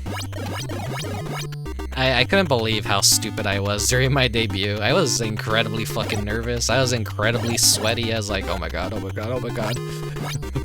Hyperventilating, like... Now I'm still nervous about throwing up streams every now and then if I, you know, maybe have some time between them. I'm like, oh, I'm nervous. I'm out of practice on speaking.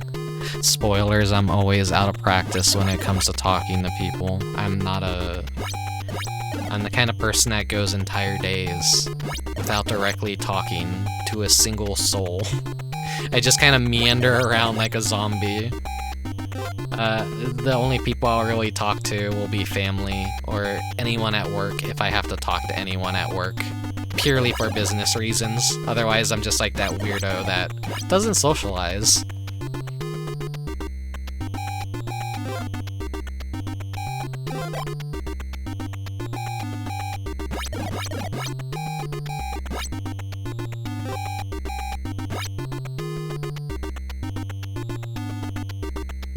Damn it. I'm stupid. I've been going the wrong way. Okay, but luckily Chrissy is where we need to be.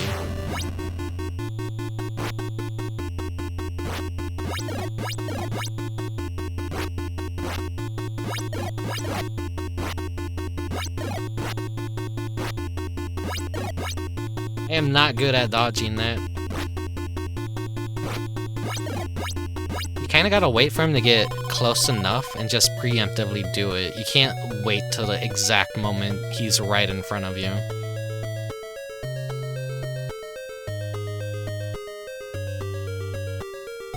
I'm like the epitome of someone that lives under a rock, away from society. I don't... I feel bad about it a lot of the time. I know it's not healthy, I know it's not good. Humans are social creatures. That's why I'm a demon. I don't have to I don't have to be human.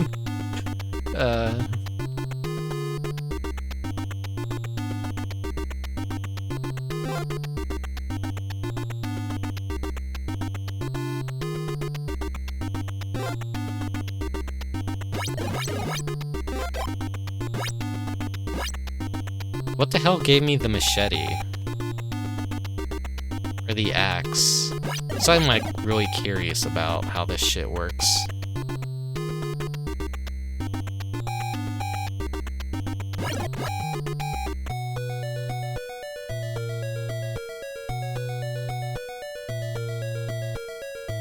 It's not gonna let me change characters? I guess not.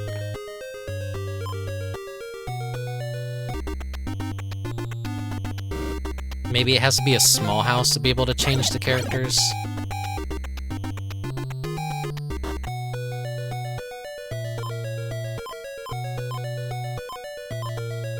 Alright, Laura, you go.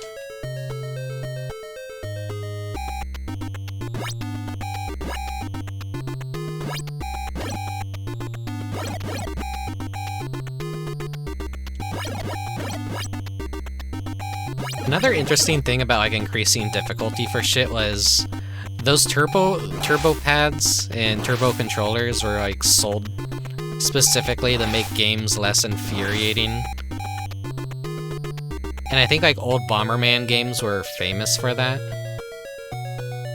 Yeah, I'm very introverted myself. I feel sort of random thoughts sometimes of, oh, hey, I should talk to people, but then simply never do it. Yeah. That's kind of a... I want to talk to people. I feel lonely a lot of the time, and I'm like... But I always feel like a bother when I do talk to people. Like, I never have anything good to say, so I'm just like... I'll just open up a video game and play it alone. I won't bother anyone. We're all outcasts here.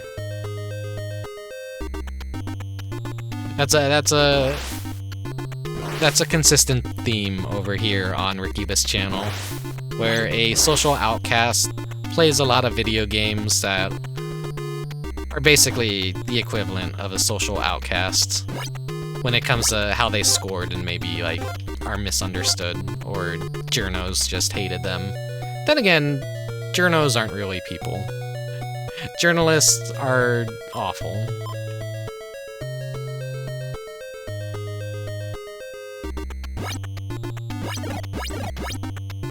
Streaming definitely does help. I can talk to people, and everyone who wants to, like, be here obviously wants to be here, which is nice. I'm so outspoken and invasive that sometimes people are afraid of me just barging into their group and talking out of nowhere to everyone.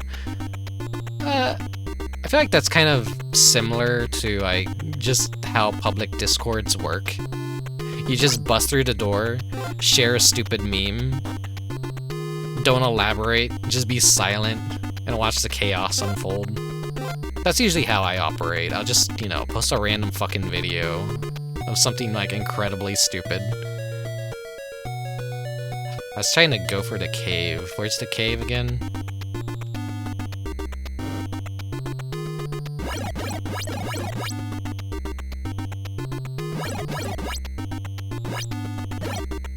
Watching your streams help me with writing and concept art, so it's my social need of the day completed. Oh, that's good, I'm glad I could help. Listening to this same loop, though, for nearly 2 hours, so definitely can't be kind on the ears.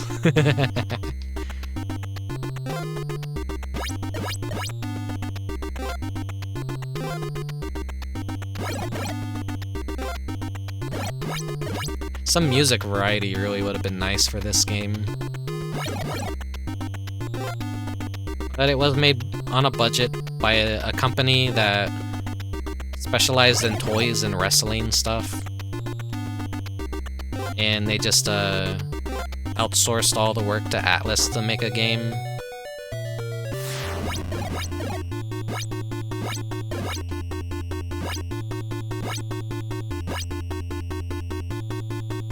Can I dodge her? I don't think I can.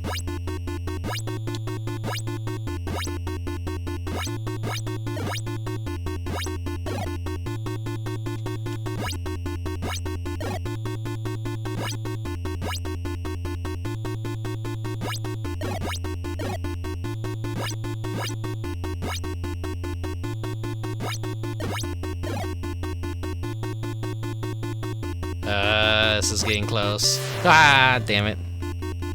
This game is definitely something. Yeah, it is. Only 2 of the characters I can use are any good. And once you lose them, you're basically fucked. It's game over. So this stream is just like a, hey guys. Tis the season to play this game. The rare usage of the slurp can emote. One of the emotes that I need to retire for my channel, honestly. Maybe just make it a better Twitch TV emote or something. I need to replace it with something that's actually good.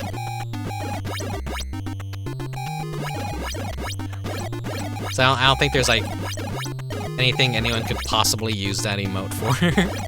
It just ended up being my channel currency, because I'm like, what the fuck can I use? It's like, oh, wait, I always have like a ton of water bottles or cans in my room. I'm always drinking soda, so you know. Let me just be a bit of a gamer. Let me make some like Mountain Dew kind of stand-in shitty drink that like if I could ever get the live 2D version of throwable objects working. I thought about like just making a bunch of soda cans and random things that could be thrown at me. But then again, stuff like that's also really distracting, so I'm not sure if I wanna have too much stuff like that in redeems. I kinda don't like watching channels where it's just massive chaos and there's so much shit going on to disrupt the gameplay and mess with the model of the person streaming. Whoops. A Pepsi Man emote. That would be cool. That would be cool. Part of me is also like, that's kind of a little bit... I mean, I have the Kiwi from Jumping Flash, but that's just like my tier 2 emote because no one should really ever sub on a tier 2 or tier 3 level on Twitch, no matter how good an emote is. I don't understand what makes someone want to pay more money for less benefits, but it just gives me something to use. But if anyone wants it, I guess they can have it.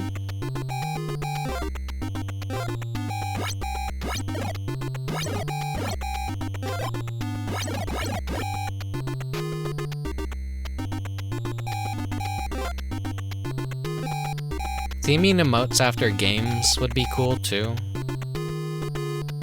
But I always wonder how much of my emotes should be me versus how much should be like pop culture stuff or based on other video games. I've seen some really cool Illbleed emotes. I'm tempted to kind of have an Illbleed emote, but at the same time I'm like, should I not? Should it just all be character based?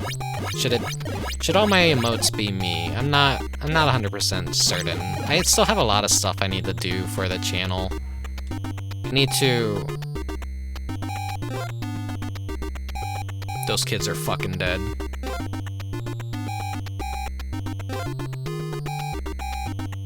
Just in the nick of time.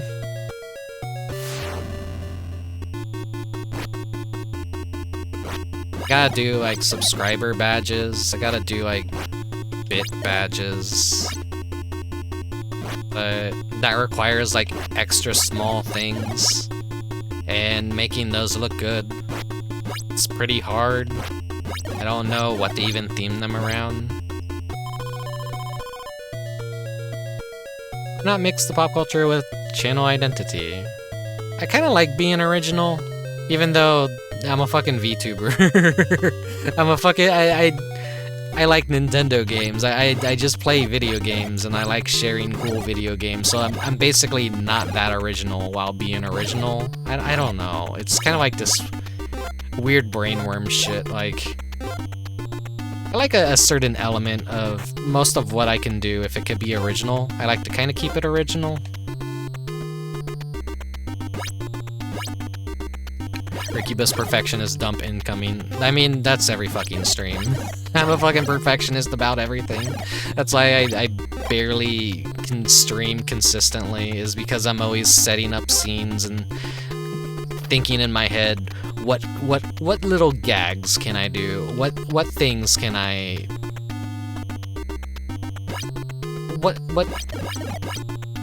What can I set up? How can I make the stream memorable? What can I do to make it preserve it and make it feel a little more timeless? Then I consider what topics... Oh shit, she can't even fucking jump up there! Her jump sucks. God damn it.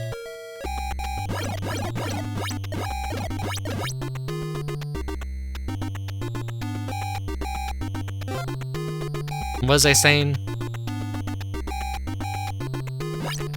What topic should I talk about on stream? Should I really date the VOD by talking about current thing? Should I mention certain things? Or possibly websites or people? Should I show certain pictures? That kind of stuff, where it's like, is this gonna age poorly? I ended up going the long way, didn't I?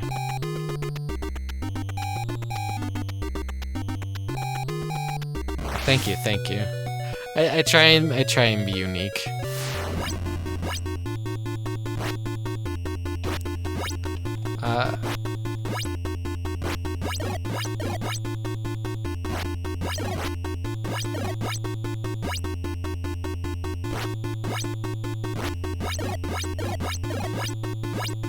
We haven't killed Jason once.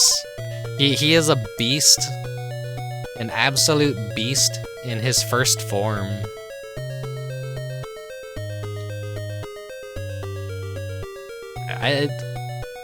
Speaking of, I don't know how to market myself at all when it comes to my streams. I don't know how to use social media anymore, really.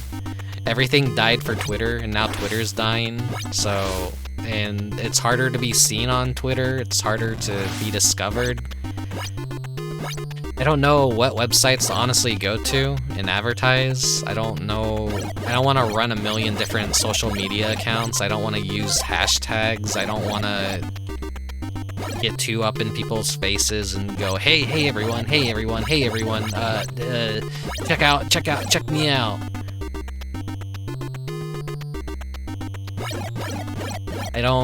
I'm a very low energy streamer. I don't market myself as zany and wacky and like, oh my god, you guys, chat's bullying me. Here's a bunch of clips of me screaming at the top of my lungs and being afraid at video games, because that's not me. That's not me at all. I'm nonchalant. A bunch of fucked up shit could be happening on the stream, and I feel like I could kind of keep my composure. Damn.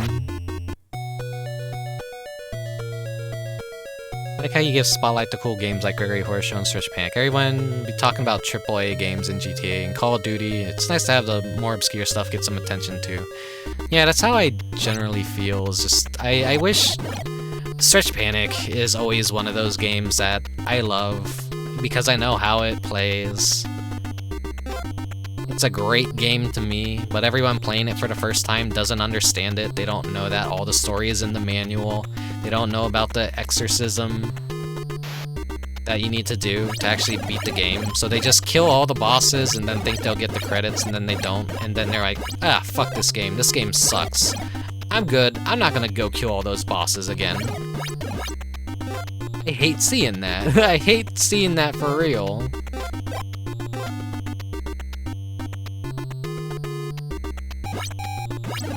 You played the game wrong.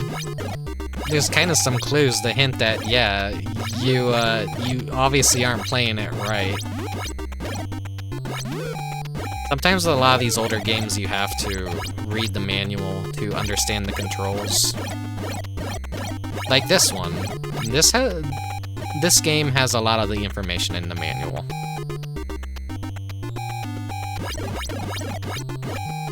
That kid's dead. Just lost in the fucking forest.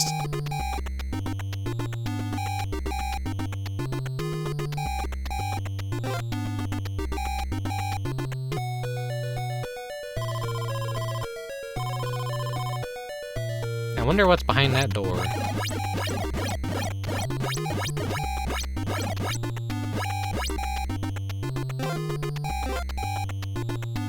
Wolves are such a pain in the ass to deal with. Okay, I'm nowhere near where I need to be.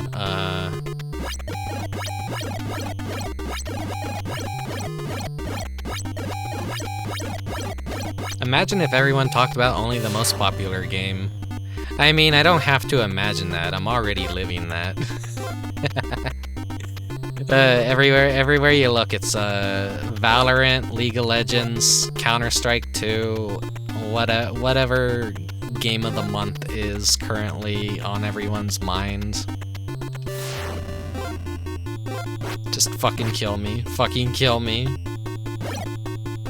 Have a rock. Ah. Alright. When's the Fortnite stream? Never, hopefully. I know a lot of people, like, they get the sponsorship thing, and then they just play it as a shitpost because it's an easy payout. Like, I have to play Fortnite for 2 hours and I get $100. It's a no-brainer. But you know me, I hate money. I'll be like, yeah, whatever.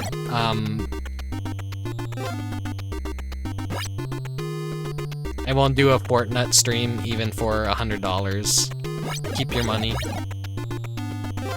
Sponsored shit is pretty lame, honestly. If you're gonna do that yourself, more power to you. Don't let me stop you. Me doing any sort of corpo shit, or me doing any sort of sponsorships,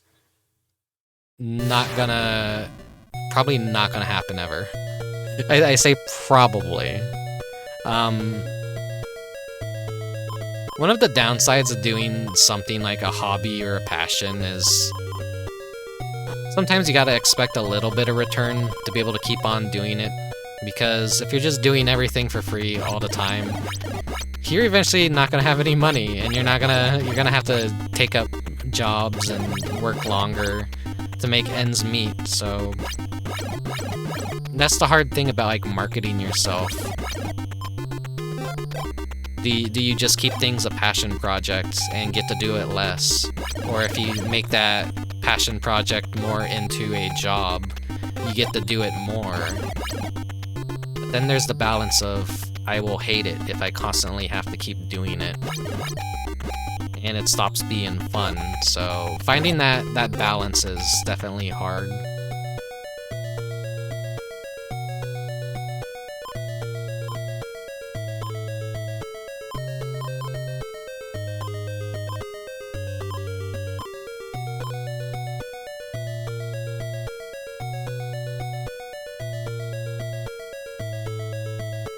It's always funny when someone shares something about a random white dude streamer and they have like 12 million views and I have no one knows who they are. Yeah, I mean, it's just these fucking... I know what kind of streamers you're talking about. All they just do is like watch YouTube videos and like use other people's content to get a shit ton of money and all they do is badmouth their chat and treat all their viewers like shit and treat them like they're idiots. And it becomes this like love-hate relationship where they want to watch this person that they hate out of spite and get insulted by them. I don't understand it.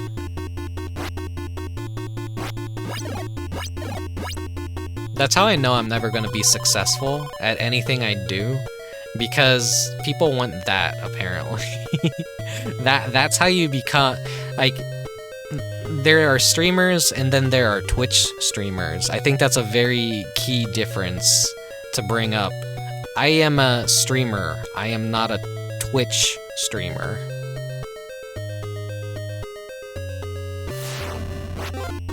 Yeah, TikTok compilation reactions are peak content, actually. I like to watch the funny TikToks, yeah. Okay.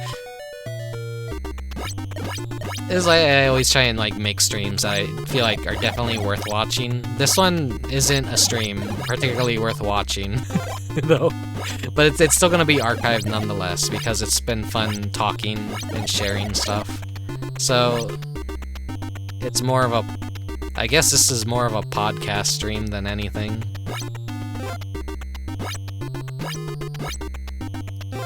I like it when the streamers say funny TikTok is funny. I feel like we've all liked a streamer or want to like a streamer, but all they do is watch TikTok videos after a while.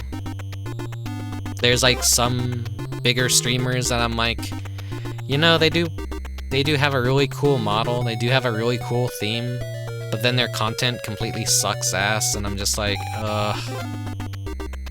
see them live and I'm like, wait, what are they doing?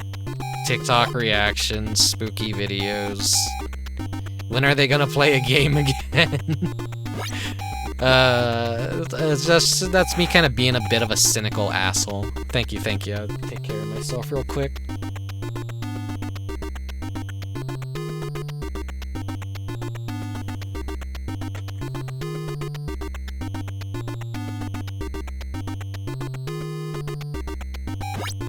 I know it's poor form to like talk shit about other people's content and stuff. Though other people's content, I say when they're taking other people's content and they're making that their content. Especially if it's TikTok compilations, because that's someone's content being stolen by someone else to make content in form of long-form compilation videos. And then another person is basically taking that stolen content and stealing it to create content themselves. And if you want to really get meta, someone will probably like do a reaction to a reaction to a reaction. It's reaction content is some of the worst content out there. But I would like to do some not necessarily, I don't want to say content, but I thought about another Halloween stream I could do where we watch a bunch of retro Halloween commercials and stuff. Because, you know, those are like old and defunct, and there's an art to old commercials, and it's an insight into a completely different time period.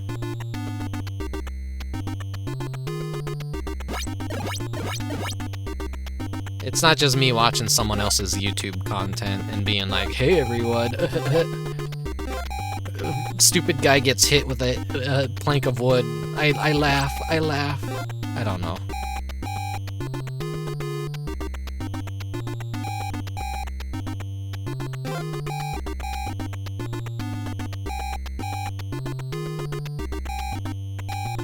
I prefer to keep most of my content gaming, if I can. I know I'm an artist, and I could very well do a lot of art streams too, but I feel like there always needs to be a balance with me personally. If I'm just only gonna be doing art streams, I feel like that could alienate a lot of people who are here for video games. I try to consider what a lot of people want to watch when it comes to streaming. And when you play a lot of niche game titles that have cult followings or are cult classics and all that, you attract an audience that basically expects video games and cool stuff like that. And then if it's just me streaming nothing but art for an entire week. I kind of like worry that like that might push people away. It's like I tend to prefer to work on the art alone most of the time. That way I'm not overburdening. Well, I mean it's everyone's choice if they want to be here or not and watch. Which, why are you guys here right now watching this awful gameplay? I suck at this game. It's definitely a difference between React content and media sharing and stuff like that. It's fun hearing Tuber talk and share things they're passionate about. Yeah, I like when people are passionate about stuff and share things that they like, because there's just not enough of that in the world. I feel like React Andy content is basically a lot more cynical.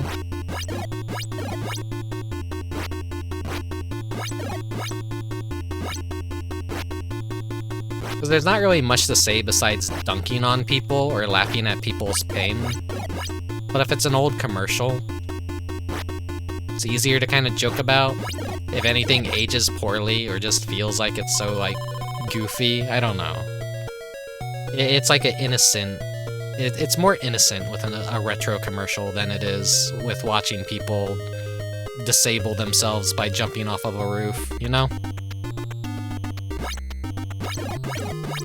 It's like the easiest example to go to, like just jackass stunts like jumping off of a roof and all that.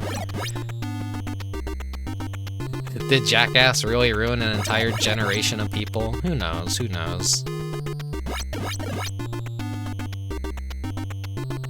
I remember after your Dynamite Heady stream was appearing in my YouTube recommend, I looked at your channel and thought, holy shit, a hippie, and got invested. Wait, a hippie? I'm a hippie? I consider myself not a hippie. Hipster. Okay. Yeah, hipster, I would say more appropriate to call me. A hippie? No. I have never done the 420. I have never touched a pot leaf in my life. I am actually pretty adverse to the pot leaf.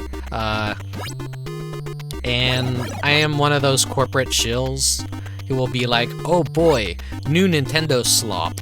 Here's $60, Nintendo. I can't wait to play Bing Bing Wahoo game. So, I am definitely like... I have some elements of hippiness to me, I guess, because it does piss me off to see the environment treated poorly, people damaging plants, trampling flowers, leaving garbage everywhere. I want to take care of nature at the same time, but you know, I'm gonna contribute garbage to society. I'm not just gonna refill the same water bottle over and over again with sink water. Because I generally don't trust, like, tap water to be good for you most of the time. But I live someplace where it should be safe to drink the tap water, but even then, like, I'm just kind of like... How good is this filter sometimes? I want to be like one of those weird water people where you go to, like, the flyover states. And there's just like these weird people that live in cabins. Is that the old Sleepy Cabin podcast where Corey talks about the water people? Just scary low IQ people that like might kill you. I don't know. It's weird. Me slurping down fluoride and chlorine. Yummy yum yum. Hey Genie A1. Welcome. Love me some fluoride and chlorine. Love me some, cured sewer water. Wait. Didn't I just come from the lakes? God damn it.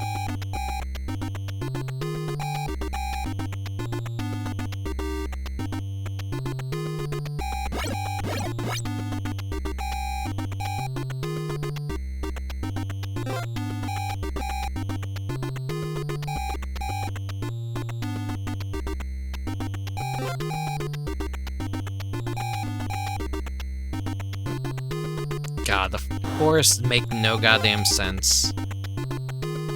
Okay, I'm going in the right direction, but those kids are dead. Those kids are as good as fucking dead. I am accomplishing jack shit in this game.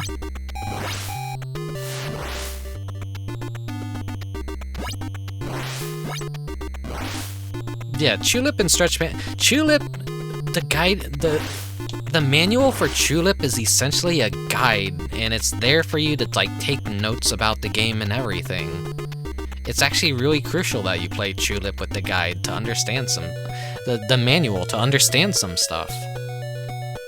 So, yeah, it basically is a crime. There are some games where you don't have to read the manual, honestly. Sometimes the manual is just fluff. A little bit of research before you play a game never really hurt anyone. There's so many people that jump into things cold turkey because they're afraid of spoilers or whatever. I don't know, I guess I could kinda understand that. I don't mind it though.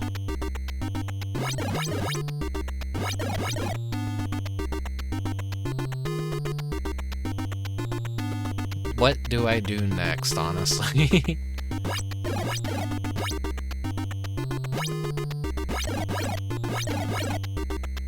I'm obviously not learning anything other than how to fight Jason in cabins, and not doing a very good job at it. If I ever want to beat this game, I'm gonna have to learn some techniques about it. Like, are the weapons based on how many enemies that you kill? Or do you have to go to a certain area for it to spawn? Is it all RNG? Is there a set way to get certain weapons that I don't know about? 'Cause I got a really good weapon. Then also learning Jason's patterns when you're fighting him in the overworld is definitely something that's tough, but I think it's the preferred way of doing most of your damage to him. Punch-out styled fights are unpreferred because they're a lot more dangerous and they increase in difficulty. Yeah, Kolkus, that's kind of like one of the plans for a Christmas game, actually. The Grinch. Perfect, perfect. I love the Whoville music from that game. I think I'll probably actually play the Dreamcast version. I think the Dreamcast version was the best version of that game.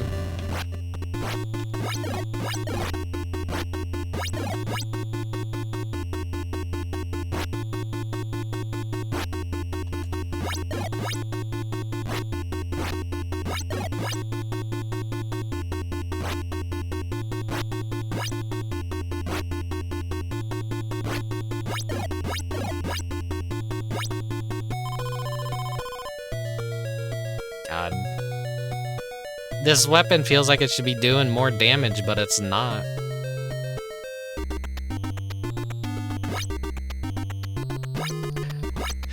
I'm gonna just die on the water, just watch.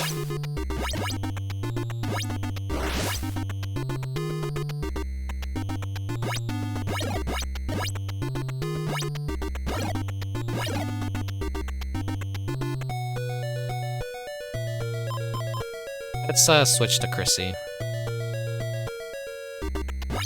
This'll probably be... How long until your collaboration, Kolkus? I know I asked you earlier, but I already forgot the time.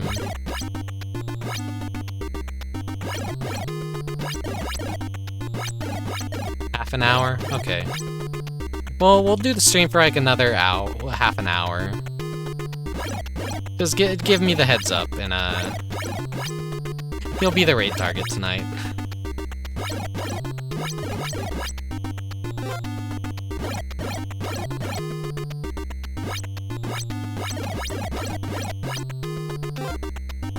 You've been helping me out in Final Fantasy XIV and all that lately, so... I'm sorry I can't do the Thornton Unreal Trials this month because I've just been so hard at work putting together the streams and drawing thumbnails. Even the thumbnail for this game tonight, Here. In case anyone missed it.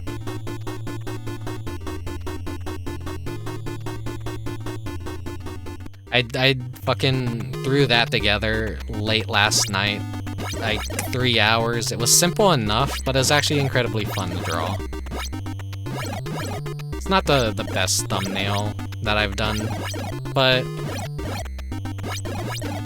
I knew I had the clear idea of what I wanted to do for the art. What would be funny? Just my shitty hair slapped on the original box art and everything. Me in the Jason pose. I could have did better, but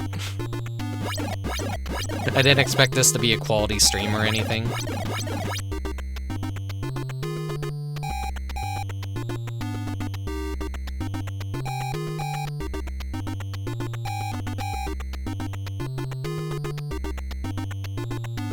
Not going the way I wanted to go, but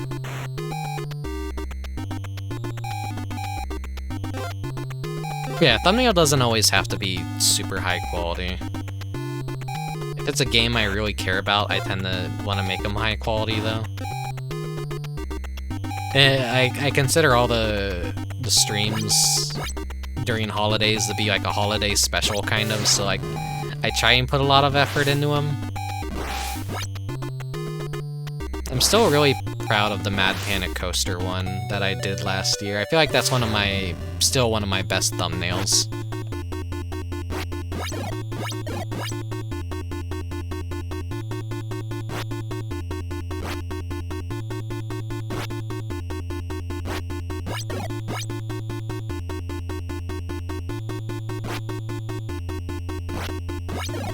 While the Gregory Horror Show one is like a little bit more on the easier side for a thumbnail to make, so that required a little bit of effort of putting together the paper craft and like making my own custom one, so I'm still actually kind of really proud with how that one turned out. I hope it stands out even amongst my channel, like all the thumbnails that I've drawn, for being like the first like physical object photography based thumbnail that I've done. And I have ideas for like other mixed media thumbnails that I could do eventually. When and if I'll get around to those games, though, we'll see. Yep. Hey, fake account 2014. That's exactly why I'm playing it today. It's Friday the 13th, and in October. I'd be stupid not to. I was like seriously thinking like, Rick, you're a streamer now? You gotta deliver what the people want. Friday the 13th. On Friday the 13th during October. You love spooky month. You love Halloween. Don't let this pass you by. And I basically gaslit myself into oh shit, preparing everything late last night. And then doing an early stream, because if I can, I would like to hopefully get this uploaded so that it will process and it'll be able to, it'll say that this video was published on Friday the 13th, October 2022, whatever. Usually YouTube takes a while to upload shit. So that's probably not gonna happen. I like being timely when I can.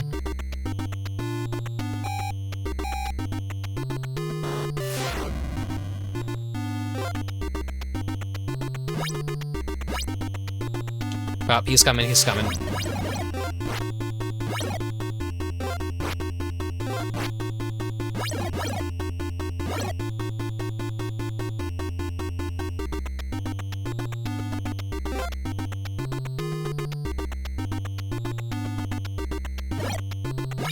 That crow almost killed me.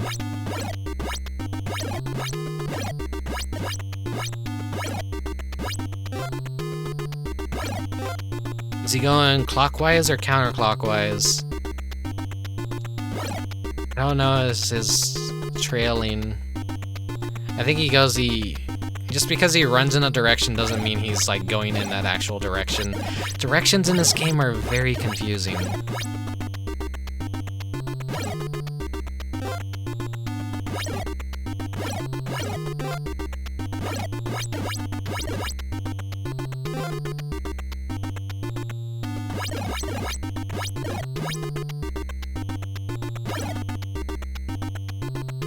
I don't want to die. I got a really decent weapon. Well, actually not that decent.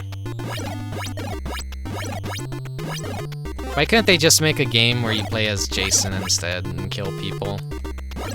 Because they needed that E rating.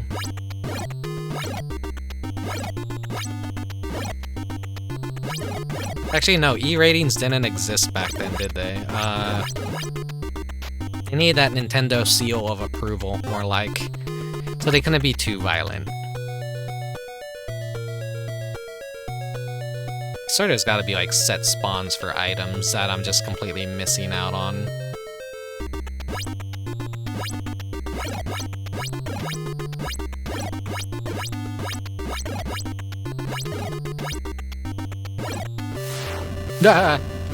Jason jump scare. Alright, well, we have Paul and Mark, Mark's on his dying legs. Oh yeah, they did make that game and it's delisted now. yeah, because you need the fucking license for the property to make a game now and have it as a live game service really fucking sucks. Because that does look like a really fun, goofy game to play with friends. Troll people as Jason or betray your own human companions. No.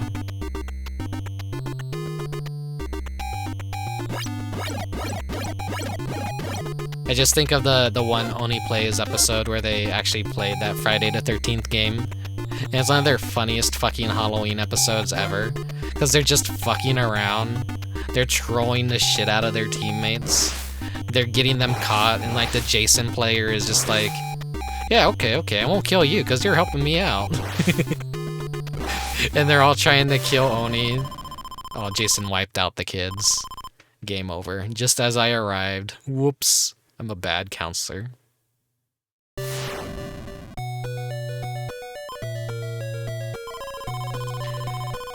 Okay. Let's try and go for the Jason's mother. I gotta get a key. I gotta get a knife. Why the fuck?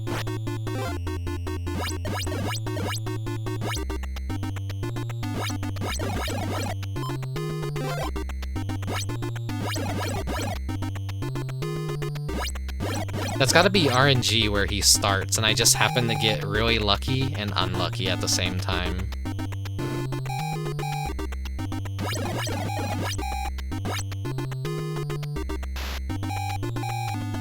Yeah, some of Oni's best moments are like when he's trolling people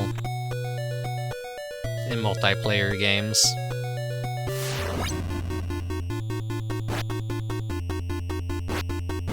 What worries me is that the same team, I think, that made the Friday the 13th game is making the Killer Clowns from Outer Space game, which is I never saw that fucking coming.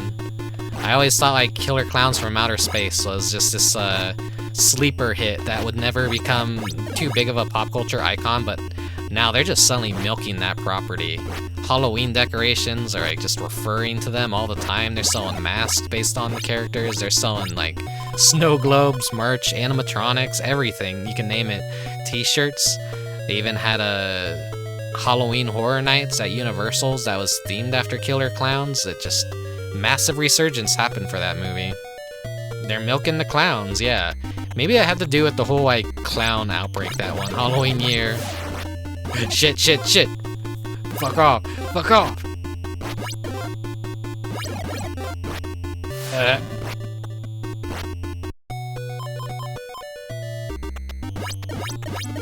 People like creepy clowns now, yeah. There's people that have clown fetishes too. Not me. But for a while, Clussy Fever was in. I like adorable clowns. I've never been afraid of clowns. If anything, the killer clown designs, like, they're grotesque and they're funny and very entertaining to look at. the people that worked on that movie went on to make Ernest Scared Stupid, and that's like one of my favorite Halloween movies of all time. And they unfortunately, like, a lot of the original props for the killer clowns, the costumes, were kind of reused to make the costumes for the trolls in Ernest Scares Stupid, so a lot of the original, like, assets for the movie were basically lost. Or maybe they restored some of them. I don't know. A lot of stuff, like...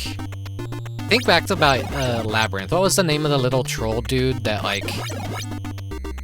He was a bad guy, but he turned into a good guy, and he was, like, following the protagonist around? Basically, his entire animatronic was stuffed in a suitcase and lost in an airport, and then it showed up at, like, a little, like, antique shop, and someone opened up the suitcase and saw, like, this dilapidated version of him. It's like straight out of a horror movie. Like, the poor dude is just, like, all rotted. His flesh is just coming off of the metallic bones. You can see all the exposed wiring and just...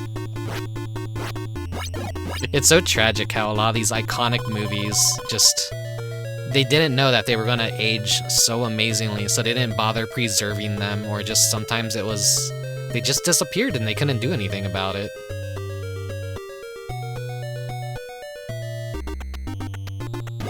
Yeah, clowns are funny and goofy. Honestly, if I didn't do this theme for VTubing, I very well could have been a clown. Or at least something to do with circuses. I always had an idea for a circus-themed comic. Then that's the beauty of YouTubing. I could basically hold a little special event and theme everything after being a clown, or like being a circus. I don't know. You could do a lot of things with VTubing. It depends on how much effort you want to put into it. I like it when they honk their nose. I actually have a little clown nose on my desk right now. It's just a little party favor that randomly came... Oh shit. Family member came home from a party, and like in the party favors was just a foam clown nose, so I'm like, yeah, I'm gonna take this. And then I put it on my nose and wore it for like 5 seconds. Alright, I'm done. And I just set it down on my desk and never touched it again. So, you know, whenever I'm feeling like a clown, I could just put that nose on. Which, right now, I should probably actually put it on, because I am feeling like a clown. I've been playing this for like nearly 3 hours, and I don't fucking know how to fucking... I've made no progress. I suck at this game. Yeah, classy corgi art. I never understood why people dislike clowns. They are such a visual delight and just want to entertain people.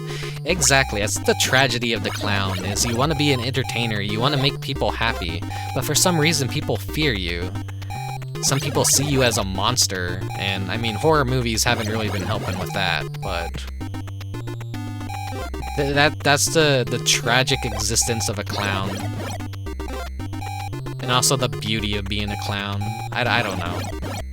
I've never had aspirations of being a clown, or going to clown school or anything. I just think circuses are neat, and they're kind of a weird piece of Americana. And they kind of have a lot of fucked up things about them. But then again, a lot of like old stuff like that is basically really romanticized and very interesting from a storytelling perspective. Yeah, clowns are complex creatures.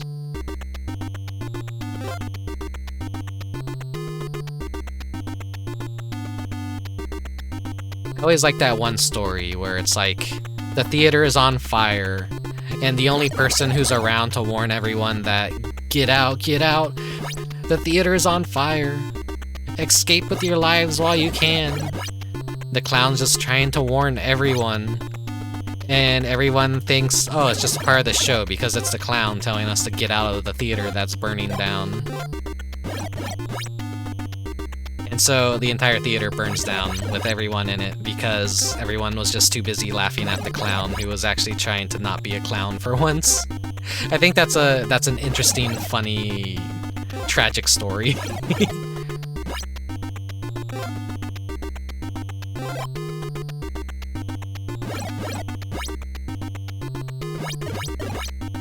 I remember I once owned a clown colony, but they all tried to suffocate me with a pillow, so I sold them to a strange Maltese man. That's a story. But yeah, I'm definitely excited. I'm excited for a AAA game that isn't a Nintendo game. Killer Clowns from Outer Space, huh? That's something I just definitely have to play when it comes out. Unless something like really bad happens with it, or it's like actually a really shit game. I don't think it'll be a shit game.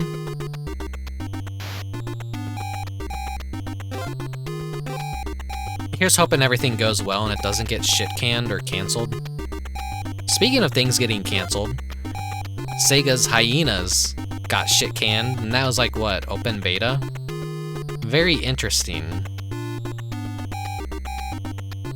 That's supposed to be like their big-budget game that they wasted years and years of developing. And funnily enough, it's just like... This isn't one where I can rest at, I guess. That's supposed to be their big-budget, games as a service platform for the next 10 years, and the game was going so horribly that they shit-canned it. That's fucking hilarious. No one was excited for Hyenas. When they initially teased it, everyone thought it was gonna be a new Echo the Dolphin game, and they were severely disappointed. That children could die for all I care. Oh shit. That's karma right there. Yeah, I hope the ads for today's streams have been tolerable. I tried to make adjustments so like you wouldn't get 3 ads in a row. I'm trying to do like the bare minimum of ads that I can do. I think it's like maybe 1 15-second ad every hour or so. That's the lowest Twitch will allow me to go, unfortunately.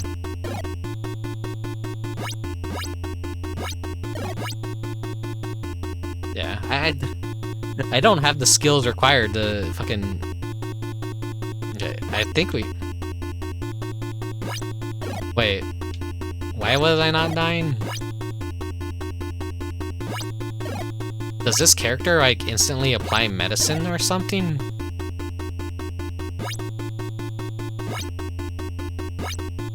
Is this supposed to be a doctor? Thought I was dead multiple times. Oh, hi, Jason.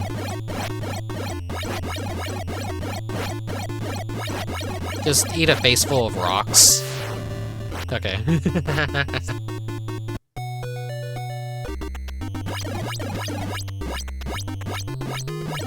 Many such cases of big budget games being canceled recently. I know it's kind of like weird, but a lot of funding is being pulled for some reason.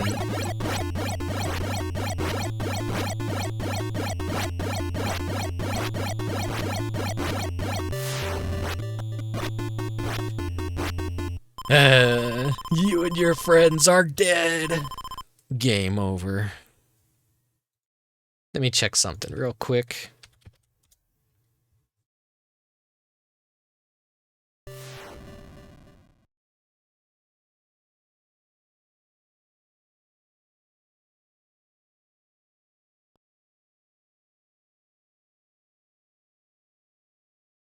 Nah, I'm like, I think I'm done with this game, so let's just chat for a while.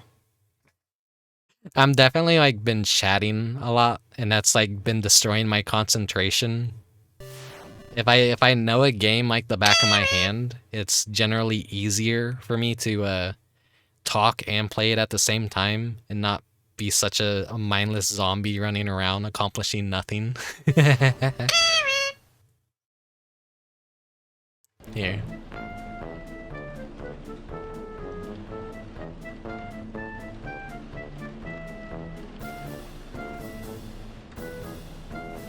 Kolka should be starting his stream pretty soon. I believe. He said like 30 minutes. He's probably making the preparations with everyone right now. Lobotomy Corp on TV? Yeah, that's a game I want to check out eventually. I'm just worried about the memory leak problems that occur, you know? I've heard that like it gets a little bit crusty sometimes. It's one of those games that requires big mega brain to play. I own it on Steam, a fake fan. I think it's a very interesting concept, but like the future games that came out from the company they all lean more towards like anime people, and I feel like they're getting a little bit distant from the monster element. I don't know. I'm like, their most recent game was a gacha, and I'm like, huh. Didn't really see them going that way, but oh well. SCP time management kind of thing looked interesting. A lot of cool monsters. I'm a big fan of the three birds of the apocalypse from that game. As a person who is about 1/4 through the game, I warn you, it's starting to hurt my head, and I used to play Dwarf Fortress. That's how I know the game probably actually is just not for me, and maybe I should just be an outsider and maybe play it a few times and not actually make the active effort to try and beat it, because I know it's an incredibly difficult game and it actually requires a huge brain to play. It's sort of overly complicated but really fun. Yeah, I have no doubt it's very fun, but overly complicated, yeah. Even from like a know-nothing view, like I've tried to watch compilations on YouTube of people doing memes and all that, but like a lot of it goes over your head. Like, it's the kind of gameplay that only makes sense to someone who plays the game. It's one of those kinds of games. Which is a shame, because I really like how it looks. I like a lot of the monsters from it. Library of Ruina looked cool, but I'm not really one for card games. And that was like basically what? Your super hard, difficult card gameplay? I don't know. Then the new one is like more of a tactical RPG game, if I'm thinking correctly. I'm not sure. Still definitely worth trying out. The start has really great atmosphere too.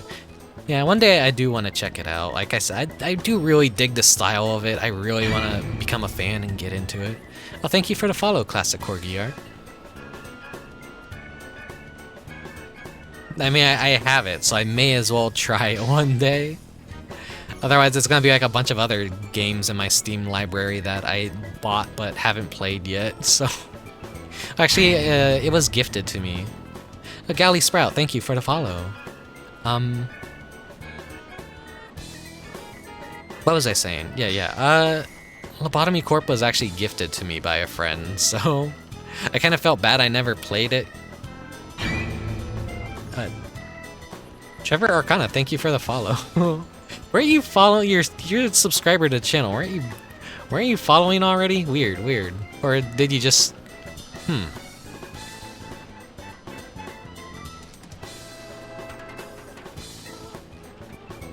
Odd.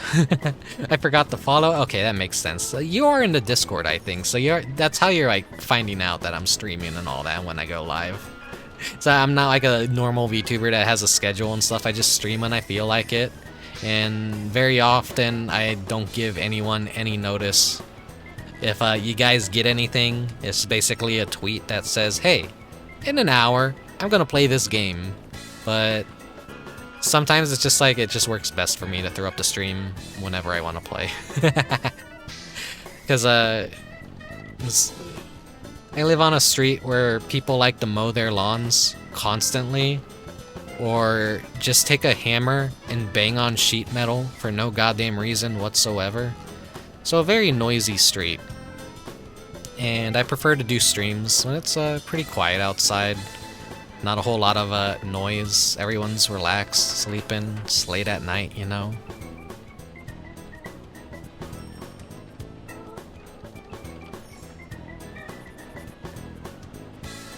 On the topic of the Halloween season,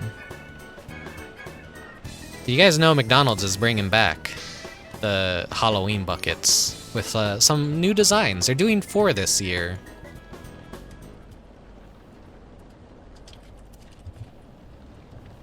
Let me grab a picture for you guys. Of course, I'm gonna be a huge man-child and go get some.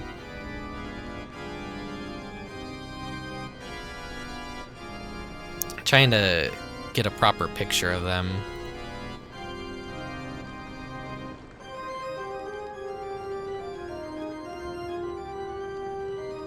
They're kind of cute, but they could be better. They might save as a PNG. Okay, no, that didn't break. It's just taking a while longer than it should have.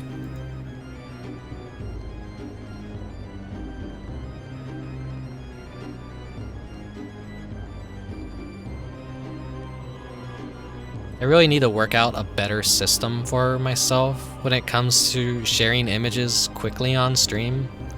I can't just drag and drop, unfortunately. There we go. Here's what they're gonna look like this year. I believe they begin distribution on the 17th, so I gotta eat 4 more Happy Meals. Pokemon cards are basically just about over.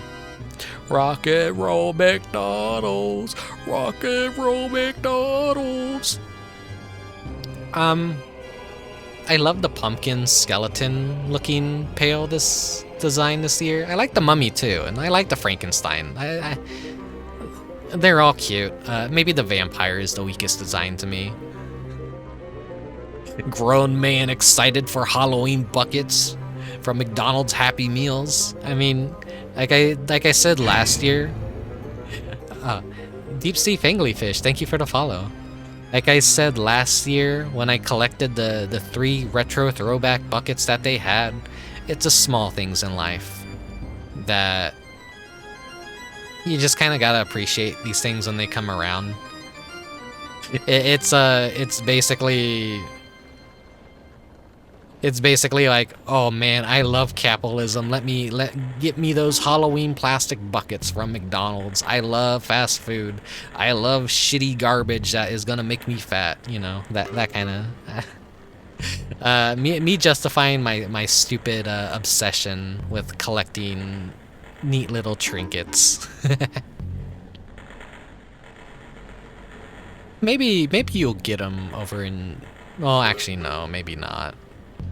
Europe isn't really big on Halloween, are they? Like, a lot of McDonald's toys over in Europe too, from what I've learned, is they're trying to have no more plastic toys. So everything that they're putting in Happy Meals are like books, paper crafts, or no toys at all. I saw the Mario movie toys that they had, and I was like, holy shit. They're literally just cardboard that you assemble, and they all look like garbage. I'm like, man, must suck to be European right about now. If it makes you happy, it's worth it. Yeah. If small things can't make you happy, then life is gonna be kind of miserable, I suppose. We mostly get books nowadays. It's tragic, yeah.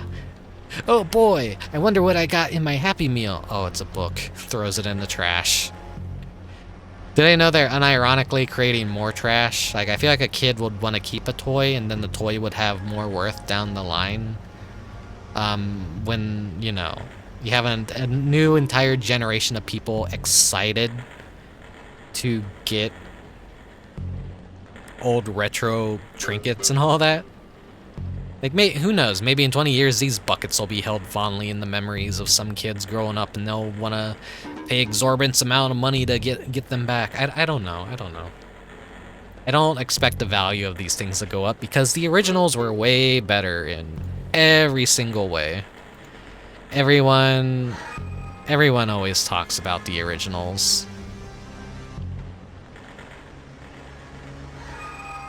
Here, I should have the commercial for the original.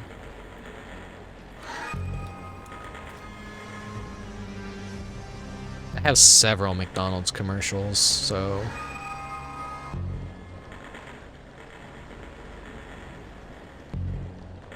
Did I have it in a specific folder? No, I only have a Christmas folder. Okay, maybe I misplaced it. Here, let me hide that image for now. Oh yeah. Something else I'm looking forward to. Splatoon 3 Halloween. They're actually going fucking ham this year for Splatoon Halloween. Let me go ahead and save these images real quick.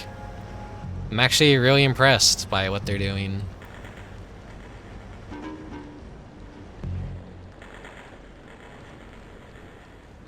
Splatfest is... Let me save that image as well.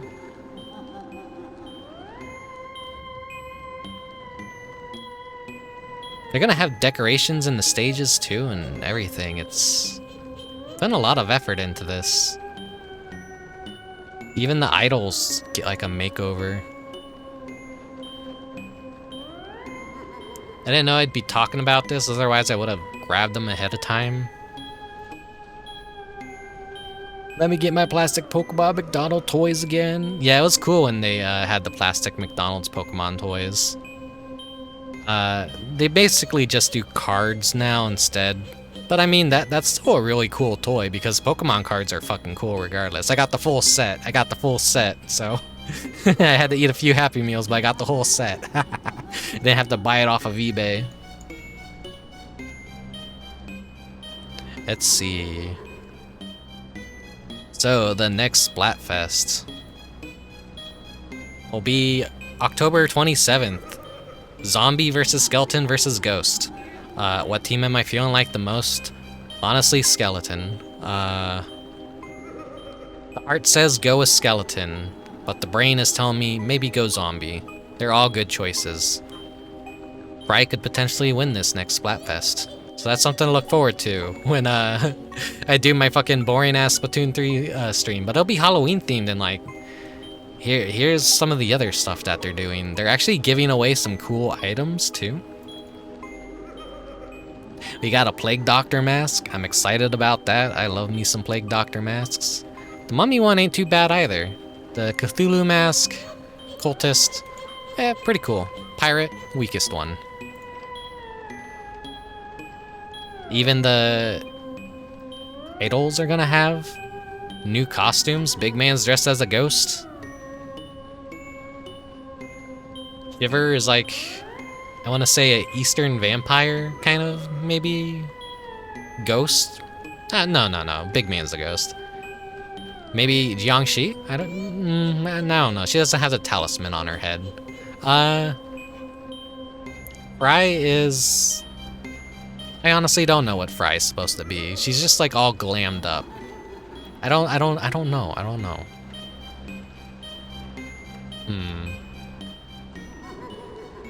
They got some nice art that they prepared for the Splatfest too.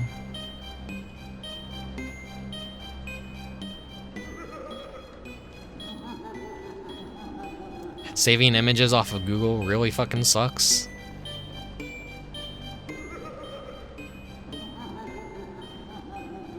I can't find a high quality version of the image, sadly. But they made some nice art to go along with displaying the new character headgear and all that. The hub world is gonna be decorated in Halloween colors and decorations too. Really going out of their way for this. I think for Splatoon 2 it was like only colors and stuff that they did. So they're kind of going above and beyond for holidays this time, so they may have delayed Halloween for like an entire year, but they kind of made it count with this. This is very cool to see. WebP, my enemy. Yeah, I have something that like lets me save it as PNGs and stuff. Even though WebPs work in OBS, it's still a pain in the ass when I'm cleaning up files later. I hate WebP so much. Why is the entire internet having to go to shit lately?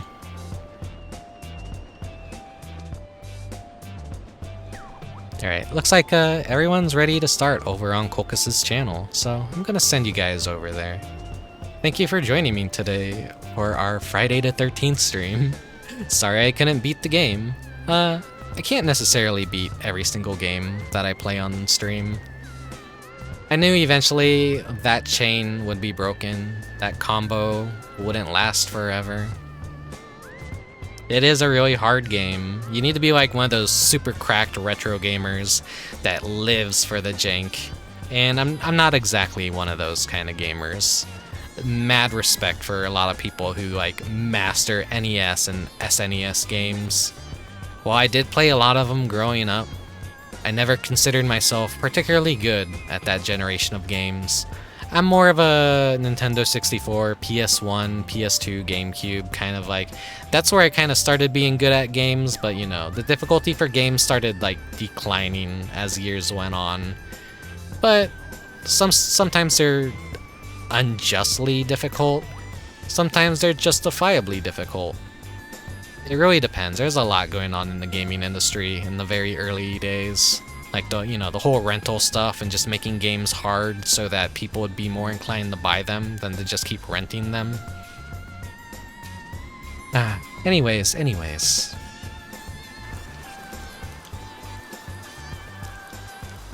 Glad you all came by to hang out today. I really appreciate the raid, Brace for Haste, if you're still out there. But I'm guessing you went to bed probably, getting rest. Thank you again for the raid and everything. And thank you for the follows today, everyone who followed. Glad you guys enjoyed it. A whole lot of dumb stories, childhood stuff, experiences with Halloween, off-topic stuff, appreciating pop culture.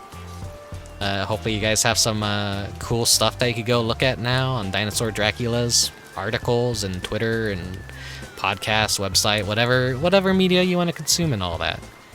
So yeah. Anyways, thank you very much for watching. Thank you very much for lurking.